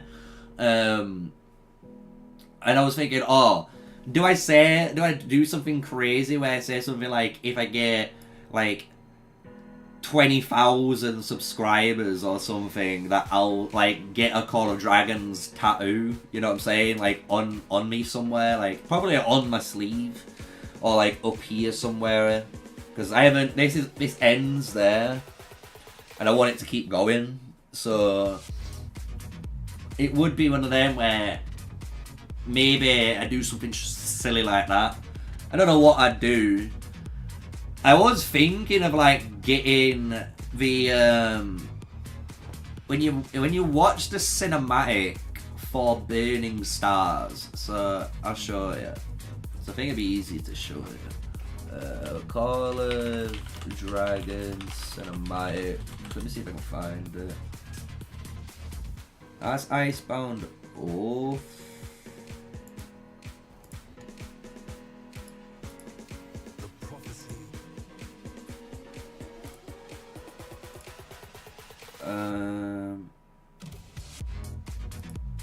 I was debating to get this. Here we go. Look. So you see this design? That's what I was debating. If I would say something crazy on a video and say, if you guys get me to, like, 20,000 subs or something, I would get a Call of Dragons tattoo. I'd get this. So I'd get, like, that circle, like, there with the three things, and then I don't think I'd get him to make the human, the orc, and the elf, but what I'd ask him to do is maybe make it look like it's engraved or embossed, so it's, like, deeper, and just have, like, an engraved Spring Warden logo, and, like, you know, the Orc logo and the League of Order logo, so each logo is in each section and it goes around. Like, that's what I was thinking of doing. Like, I actually had, like, proper thought about it if I were gonna do something crazy like that, but we'll jump back into the main game. So yeah, that's what I do personally. I wouldn't get a tattoo of a hero or anything like that. Maybe an artifact, because you could probably get away with like an artifact depending on what it looked like. Imagine.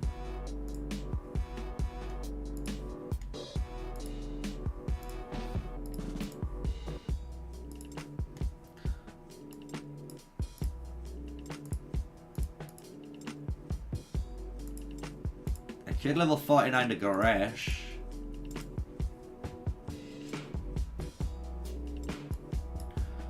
Or do I keep working on the calves? I'll work on the calves.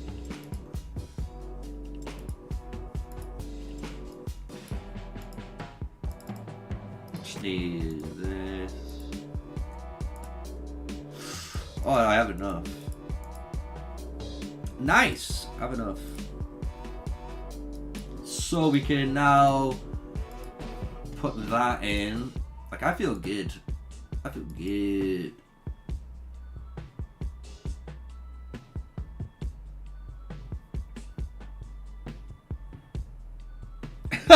You literally want an artifact on each part of your body like you're actually equipped. He wants a hammer here. He wants a shield here. He wants the armor on the back. Each leg. Do you know what there needs to be then? There needs to make an infantry artifact that... So you've got the dragon scale armor. Do you know what they need to make? The nightmare pauldrons or something. Where it's like the shoulders or the plate legs. But they're like evil looking. Like the edgelord. You know, they're all black. They fucking kill you. That's what they need next. Let's find another 9. Oh wait, did someone... No one replied. If no one replied, I'm killing 9s. Hey! Hey! Right, boom. Should we see what is going on the internet? What's my favorite infantry unit? They're all the same. If we're going to talk about cosmetics, the orcs. I love orcs. I think orcs are just the coolest one. But when you look at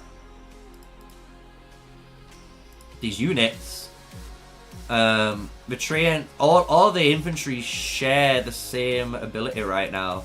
Yo, I've only just noticed they've changed up all of this. This looks better. Yo, when did they do this?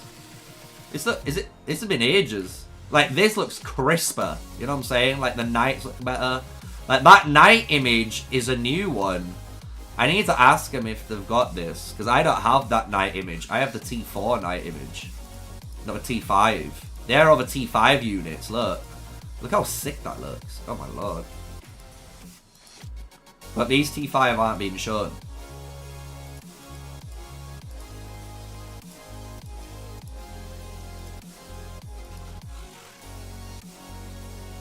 Yeah, they haven't done all of them though, right? That's nice though, bro. That looks so nice. It's because I don't go to this screen often, you know what I'm saying? But like, these guys look fired. Like, actually like, look like legionnaires, but they've got a little bit something to them. But I do think like, axemen look the best. I just love orcs. I just think like, they don't give 2 Fs, you know what I'm saying? But the actual units have the same ability. If you've been reading as I've been showing you, these have all got the same exact ability. It doesn't matter. I would rate them, I'm not even going to lie, if I'm going to rate infantry, I'd rate orcs, then treants, and then humans. Why? Just because orcs look the best. Treants are fucking chads. Like, I'm just being honest. And then, if I wanted to play human in a fantasy-based game, I don't know. I think you should be playing a fantasy-based game. I'm joking. I'm joking. Don't get your pitchforks out. We're chilling, chat. But you know what I'm saying, right? Like, I get it. Some people like playing the human races in games, but at the same time, I'm just like, bro, you're playing a fantasy game where you could play as an orc, like a half bull, half human guy, you know, like elves and stuff, pandas if you're playing World of Warcraft, you know, dragons even in World of Warcraft, but you chose a human. You literally chose yourself. Like, I get it. But, bro, would you not just want to be a dragon? Or an orc? Like, orcs are just... I love orcs, man.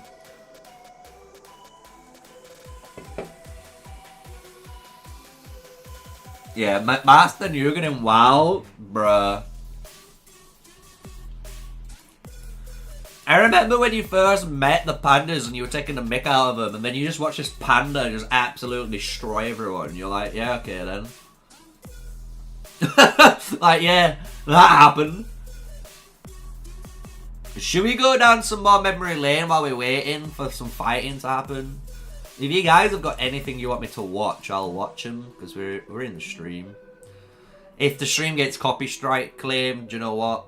I'll just have to, as you guys know, not put the stream up to watch later, but it is what it is.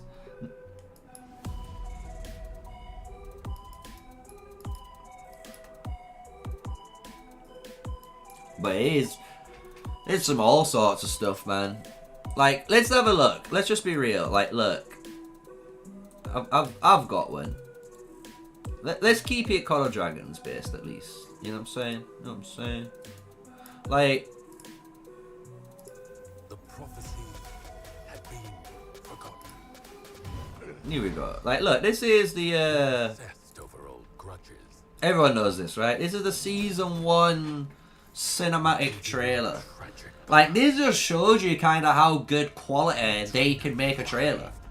So imagine, like, this, you know, you have this, but I wouldn't ask for this high quality in-game. All we're asking for is maybe like a really cool comic book style where you can see it all happening and you get in a good story of what's going on. Because I'm just saying, like, look at the cinematic gets you interested, right? Like, let's just be real. Like, you're wondering, why is the elves fighting this, like, big, hunky orc guy? And then, obviously, the human getting absolutely demolished from early game. Let's just be real. Taking... Do you know what's even funnier? Boys, I only just realised Guan Wen actually is a badass. I don't know if you've noticed this, but Guan Wen just broke almost the unwritten rule. You know? There's normally an unwritten rule in anime that you just don't attack the protagonist for some reason whenever the main protagonist seems to be charging up his move.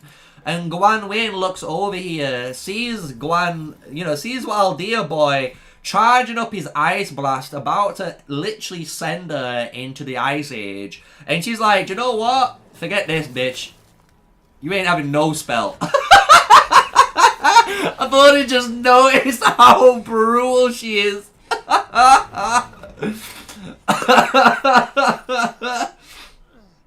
Like, look, boys, like, this is just showing you, why be a human when this elf girl just absolutely is looking at you like this, like, bitch, you are my dinner today. Like, you have been absolutely destroyed on all fronts. I'm just being honest with you. Look, he doesn't know what to do, man. The orc is like twice the size of the human. So the human's like, bro, I can't fight this guy. This guy lifts like 200 kilos to my 20. Like, what? But then this is where it all goes downhill, right? So this is what I was kind of talking about, you know, lore-wise. This is what they don't explain. And this is what, in the lore, I'm calling it the conflagration, the Great Conflagration. Because this is basically what you see up in here, and you see it happening in the early days. So, yo, is that chat? Who's that? Hold on.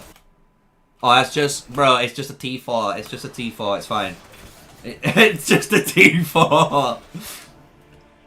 Bro, I thought our young boy Chakcha just got absolutely diced up by those Darklings.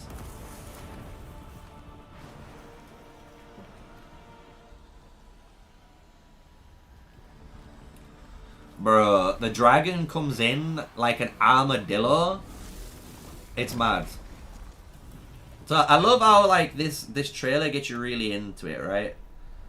And I like, even if we go into like the second one, you know, the second one I think's even better. I'm not gonna lie, I think this one's really good. Because this is, I think, for, I don't know, a lot of players that have played fantasy games like WoW or Diablo or, I don't know, Dungeons and Dragons, you know, Baldur's Gate, Dragon Age, you know, all these actual fantasy-based games, really big titles. I think they actually like this trailer more because, yeah, it's a little bit more Disney-themed when you're looking at this point. But when you start seeing, like, the dwarves, it does give you that WoW feel. I'm just saying, because, like, if we look and compare, like, this cinematic here, and we'll try and compare to, like, how the dwarves look like in some of the cinematics, so, like, WoW, you can kind of see the comparison. And it's not like, yeah, the small stumpy people, because obviously dwarves are, but it's just the way they actually have done it, where they are really like shrunk and wide. Do you get what I'm saying? Like, they feel like they are the wild dwarfs. They're not like their own dwarfs. Like, if you look at something like Lord of the Rings, that feels like its own dwarf almost. You know what I mean? Is that do you get what I'm saying? Because, like I said, this is all cute. And this is what I was saying before, you know, we've got the Night Rock boys. But why have we not... Where's this one? Where's this war pet? We've got this war pet here, look. So we've got the Night Rock, but there's no snow, like snow owl. But we've got the black owl. You know what I'm saying? So this is how we knew about some of the other war pets coming into the game without actually, you know, going too in depth, which is kind of cool because you can look into a trailer quite deep if you really wanted to try and find out some stuff. Because this is where we start seeing the dwarfs now, right?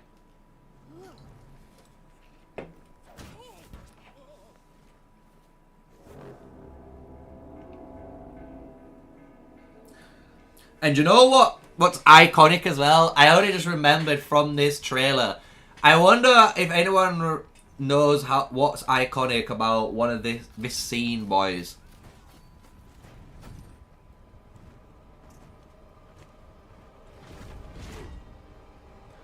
Because I remember watching this and it felt like I've seen this from somewhere before. This bit.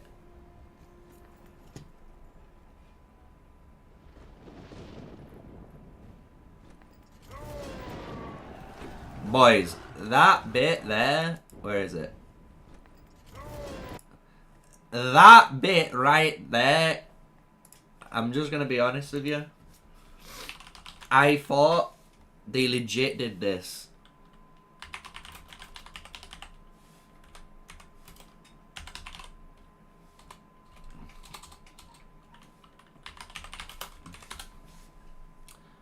Legit. You can see it even there. It's literally this. Look. This is why I was like, have they literally taken this trailer when I was watching it? Because I was like, don't get me wrong, this is probably one of the best trailers in World of Warcraft history because of technically the story of the Lich King. People love listening to the Lich King as the undead race, which might come in Call of Dragons, who knows, right? But this is like such a famous like moment. Like, look, this is the most replayed moment in the entire trailer. Because it's so, I don't know why, but it's just such an iconic,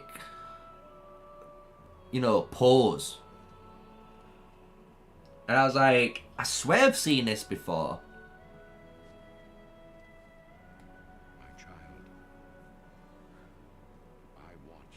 Arthur's arguably best fucking, like, bad character ever. Just bad guy. Like, bro!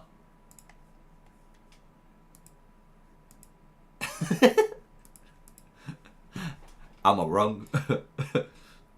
Oh, I'm a wrong. I'm a wrong. Because, like, watch. Then this all happens, right? And then you go to this trailer, and then look what happens in this trailer. Because this is when the Lich King summons the Lich Guard, like the army of the Lich. Right?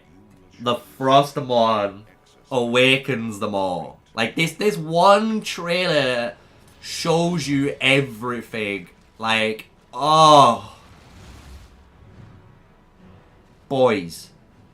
Like, you know shit was about to happen. You know what I'm saying? Like, you know something was about to happen. Like, look at this, man.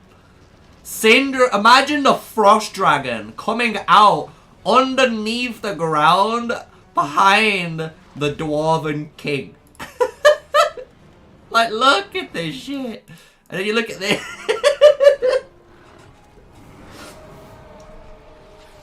You can tell they've drawn inspiration, which is good. Honestly. So I hope they keep making these trailers, but I kind of want these trailers to be more, you know, maybe you get another one mid-season or something, like somewhere you can tell the viewer or the player, you know, what is actually happening in the season instead of just fighting in the whole season. I mean, people would actually like that.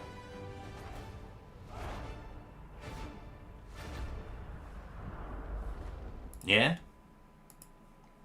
That Lich King trailer, such a badass trailer, right? Such a good trailer. I mean, you can do this with any game. And this is what I was saying, where, like, the story of games and trailers and cinematics, honestly, sell games. They really do, man. Like, you could go and watch, like, Diablo, man. Diablo 3 cinematic. Like, I could watch them forever. Because they are some of the best, you know, cinematics you watch. Because you're watching, like, angels fight each other and everything. You know what I'm saying? And you're watching, like, an angel and, you know, thingy fight each other. Like, this is legit. When we were talking about the lore of Call of Dragons, and I was talking about the God of Light, Leosa, and Lander, like the God of Darkness, I was legit thinking of this scene. I was like, bruh, this is literally how I'm picturing Call of Dragons right now. I'm here, and this guy in Diablo, if you don't know any story of Diablo, this is Imperius. He's the angel of judgment. Like, that's all he does. He's the angel of judgment. And then you've got Diablo, you guys kind of know Diablo, right? And Diablo is the aspect of, like, evil, you know. And bruh, watching these guys, this is how I felt. This is Leosa fighting Lander. Like, Leosa's like, bro, I'm gonna mess you up. And then Lander was like, bruh, that is not happening today.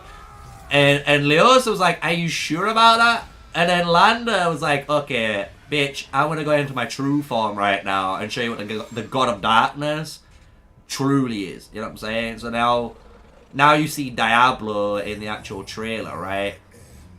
So it's stuff like this is where I imagine the Call of Dragons lore to be. Especially when you get into, like, this bit here and they start fighting each other and you're like, oh shit. And then this is basically what I imagine happened up in the sky. Like, bruh, Lander just snacks Leosa, and Leosa's like, oh shit, and his blood and his essence leaks in, and then That's how you create Tamaris, you know? And that's how Tamaris was made. Like, legit. This trailer's bad boy, though. But you see what I'm saying? Like, you can see where they've clearly, I feel like, drawn inspiration from other games. And they've brought it into Call of Dragons. And I just hope they don't go wrong with it, you know? I hope they don't go wrong. Because, honestly, it's a great game. Let's be honest. I think it's a great game. For a mobile game, which people forget about, like, it's insane, like, what you can do on your mobile device nowadays. Yeah, the pay-to-win, free-to-play scheme is up to debate. I'm not going to debate about that. But when you just talk about, like, game, like, the fact that if you said to someone, I'm going to give you Age of Empires, but on your phone, they wouldn't believe you. Because they'd be like, nah, it's a PC game, but... You know what I'm saying? So it's interesting. I'm surprised this flag's here. Is that 15 kilometers really? On that... That's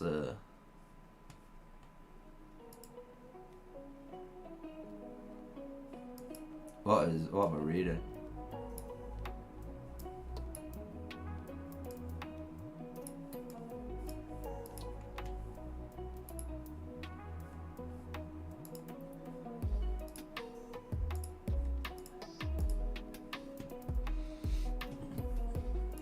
Should I change my frame? They were saying anyone with the Frost Dragon frame gets excluded. And it's just like, are you sure about that?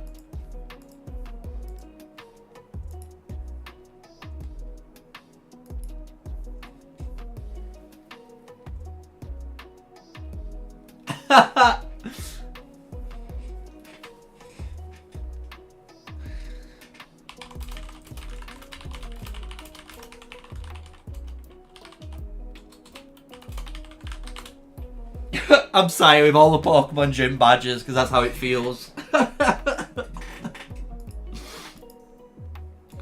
Let's go back to rallying. Let's stay on task, or try to stay on task as much as we can. Is there any 9s closer? There is. We'll take that.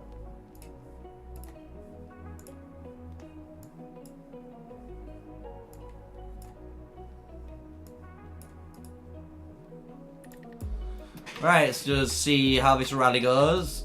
Obviously, we're gonna take it.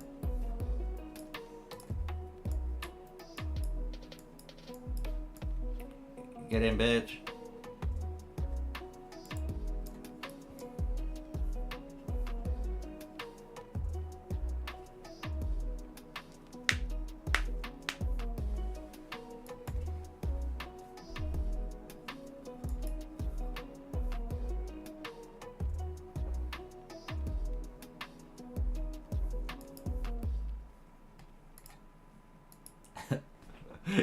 You're joking.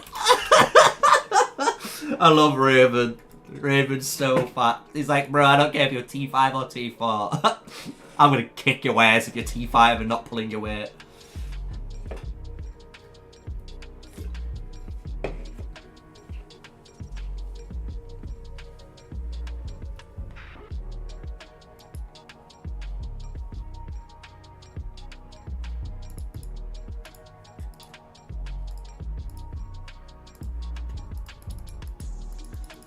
I wonder how many treaties we've got. Should we have a look? Should we have a little countdown on the report arenas and then we'll join that one?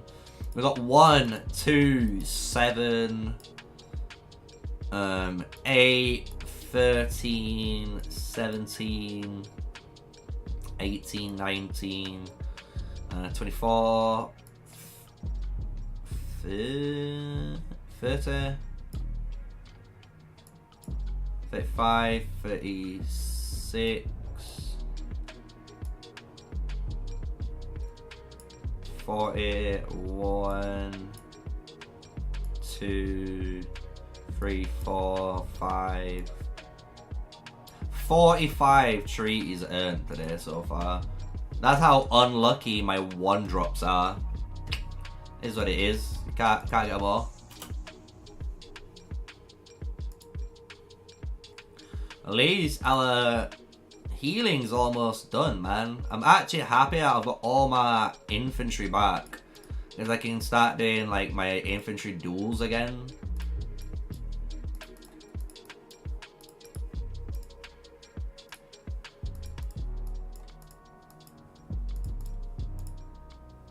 Look at that, man. I think that's the first time I've actually had that. Talent reset 700. Talent reset 600. I think that's the cheapest I've seen it. I think you can get it to 500. But I think that's the maximum, right? That you can get the talent reset cheapest for. 500 gems, I think. If someone's got it cheaper, fair play. But I'm sure it is.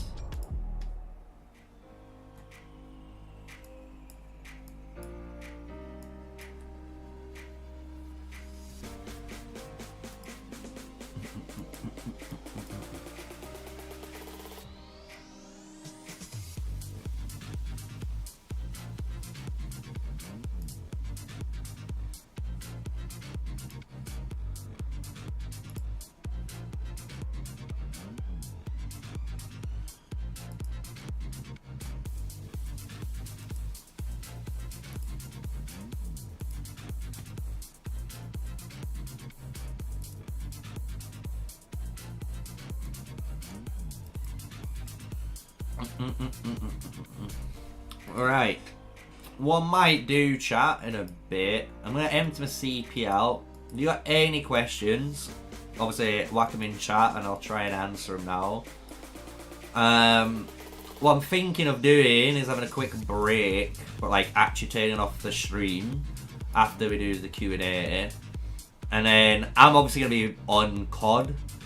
And I'm guessing in about 2-3 hours maybe from now is when we're probably going to start seeing some action kicking off.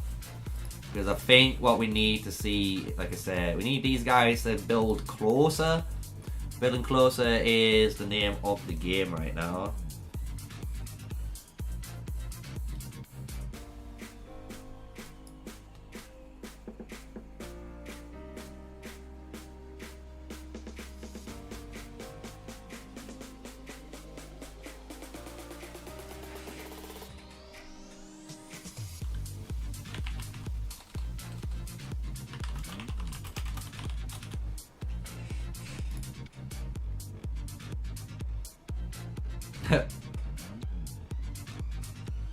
I don't know what this picture's supposed to be.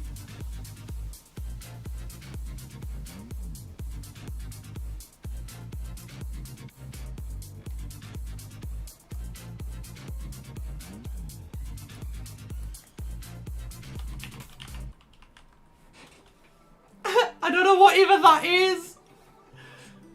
That picture looks madness. I couldn't even figure out what that picture is. I'm looking at it, my eyes are hurting.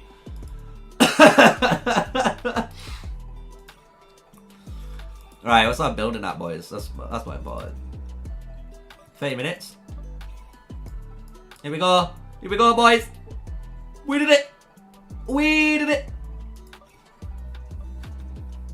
Get some extra rewards. We can take them. We'll like some nice rewards. Nice. Confirm.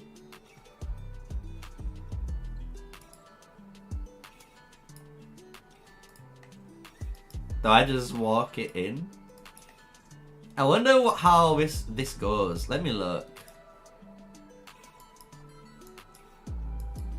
Oh, it's so quick. Why didn't it just go down this way? Yo, I wanna TP around here. Like, legit, I wanna TP somehow around here. Like, look at all that mana. Oh my god.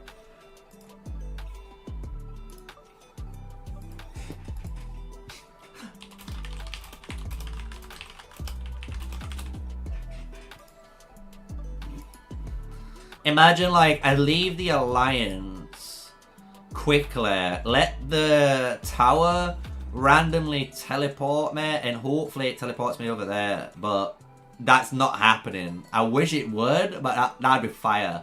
Just bang. Because we're going to build down here first, I'm guessing.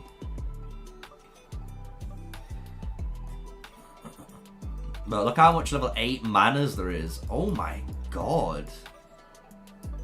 8, 8, 8, 8, 8, 8, 8, 8, 8, 8, 8, 8, 8, 8, 8.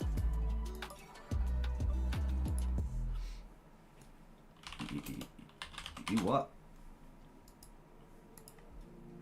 I heard you donating 2k to me in T5.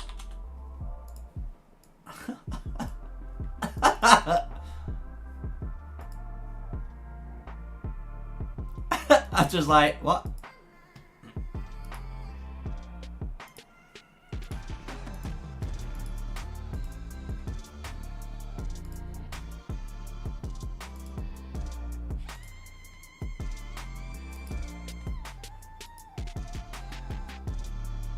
I'm poor. You're not poor. What do you mean?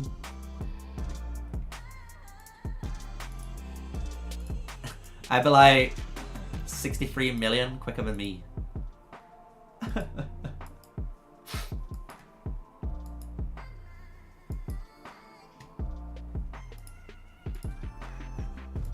Donate this. So now I'm on 137k on my prestige.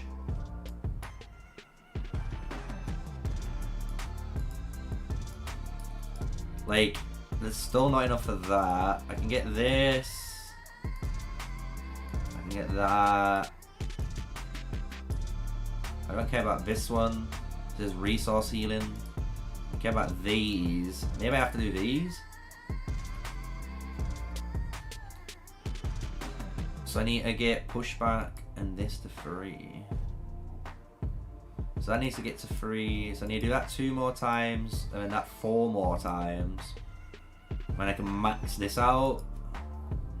I think that might be the plan, chat. I think I want to max this policy out. Because then I've only got these healing policies to finish.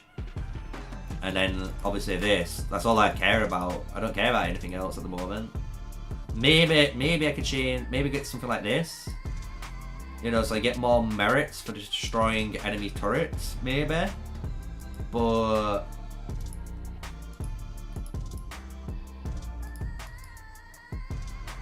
I'm not feeling that, if I'm honest with you.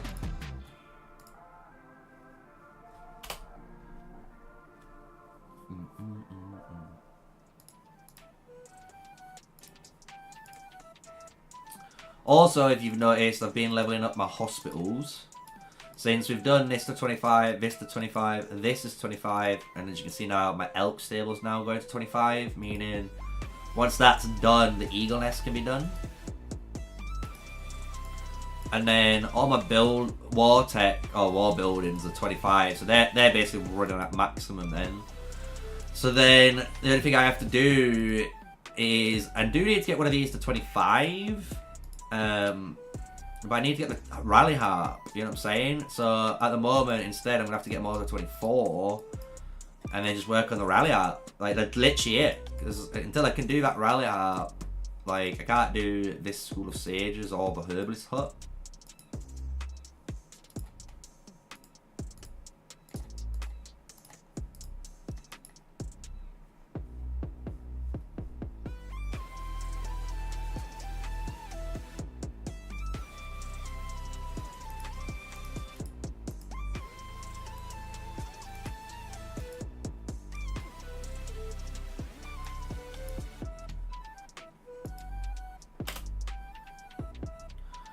We just check in on them.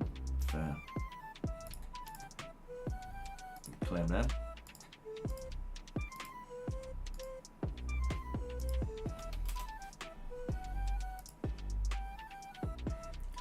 So we've got this covered. Our next one, the Thunder Rock comes. I mean, Alliance, we must occupy 1 level 2 spire, which we will have. Thunder Rock. 25k merits here, and we get level 10. Hopefully the level 10 ones are good.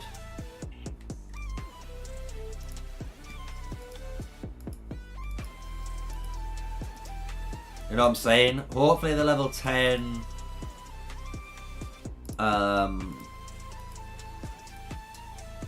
merit, you know, things good. I was just looking at the merit store. I literally bought everything I could buy on both days. I don't need these, if I'm honest with you, chat. So this is what the first merit store of the week looks like. I don't know how much I'm gonna buy. I'm definitely buying all the elixir. I'm buying all of the 20% off speed ups and the stone. I might get the cheap ones. I don't know if I care about divine blessing. Maybe I do for like the sand lizards, because this would be a really good skill for sand lizards now and that.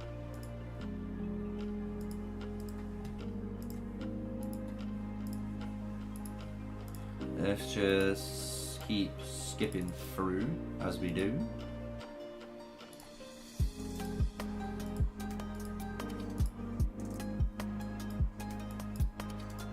We're almost as well, have you noticed? Like, I'm already nearly at 400 keys, and I only just started doing that the other day. And what I might do, just for stream purposes, let's get one of these keys. Let's just see if I'm lucky to get a legendary on stream. Oh! Let's go! Oh! Ah!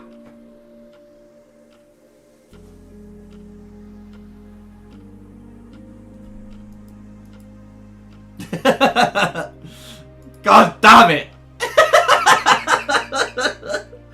Oh! Do you know what? I'll take it. You know why? Because it means, like, if I wanted to, I've got now one of these, right? So I only need one more, and I can go up a stage. I don't know what I'm going to 6-star first. I don't know if I'm going to do this, or this, or this. That was lucky though, right? Nice little lucky spin.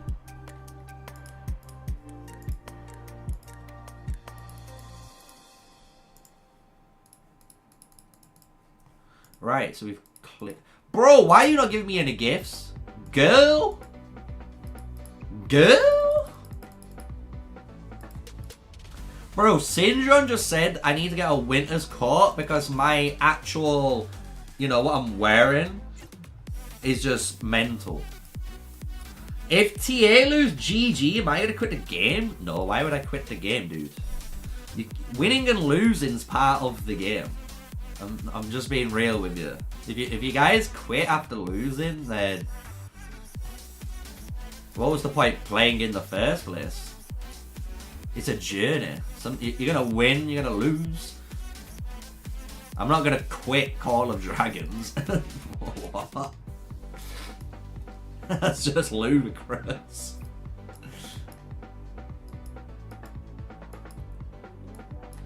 I still love this bug. This is kind of one of my favourite bugs to mess about with at the moment. 5 minutes.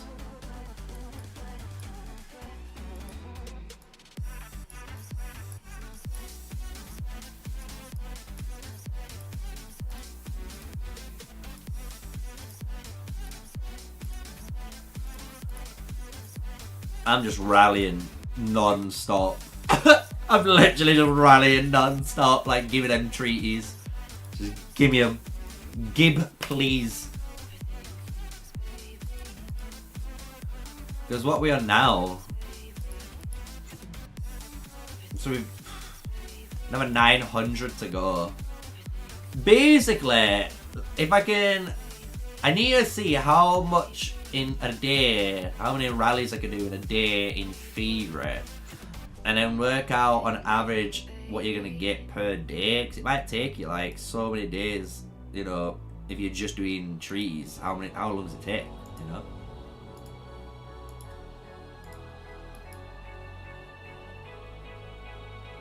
Because that's the hard thing to work out. Like, I did the video to do with like which ones you should be doing on earlier.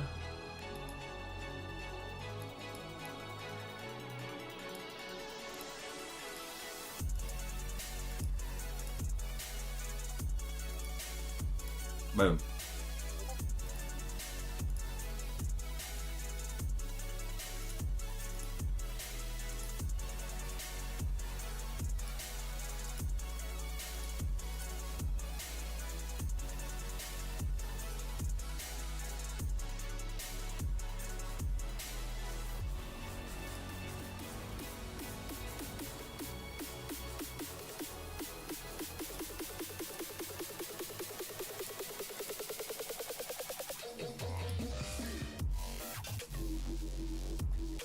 Next tower against square, tower 2.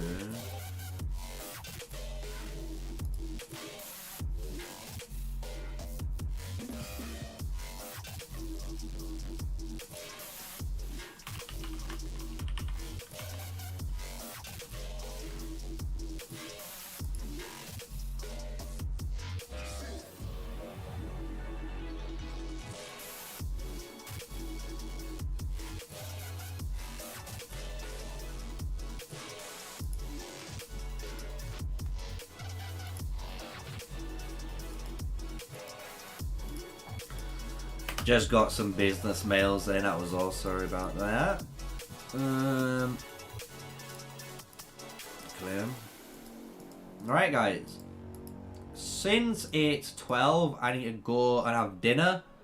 We've been streaming over 4 hours, so since 8 o'clock in the morning, hoping for something obviously to kick off, but we're just needing to wait basically for both GG and TM to do their build paths. So you can see they're building up this route and touching onto, I'm guessing, this spire.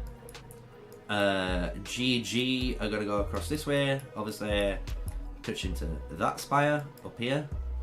Ignore this bridge, you might see it, it's not there, it's here. So you're going to be going up to that spire. And then I'm guessing again, as soon as these GG guys are around this zone, and these guys are down here, so they're only about a 10-minute walk from each other, that's when we're going to start seeing war. So when the war starts, some point tonight, this afternoon, whenever, expect the live stream back up, guys, because I will be live streaming it, because like I say, I've got honestly not much to do. All I'm going to do is have food, quickly sort out some videos, like editing wise and that, ready for the week, and then when it kicks off, I'm just gonna stream, because like I say, I've got nothing planned. Don't have to worry about anything, like anyone and stuff like that, really, apart from the dog, which I'm gonna tend to now anyway. But I'm glad you guys have enjoyed the stream. I do apologise for obviously not much fighting. We had a little bit of a tiny little tease of it, you know, little skirmishes here and there, early game. I've tried my best to keep you guys entertained with like the roots of war and the lore stuff and everything we've been discussing so far on the stream. So hope you guys have enjoyed it, and hopefully later we'll be able to obviously work together and have a good time again in commentating and watching some open field combat with TA versus with TM versus GG83, right? So I hope you guys enjoy it. If you're wondering, my Proving Ground scores at 20k at the moment. We're just trucking along slowly. If you want me to make a guide for it, I would, but I've already got one out. So if you want to check out a runic statue guide, just look up on my channel. You will find it. We have it there. It teaches you everything you need to know. So thank you for watching, guys. Thank you for hitting that like button and supporting the stream. But until a little bit later on in a few hours' time, I will catch you then.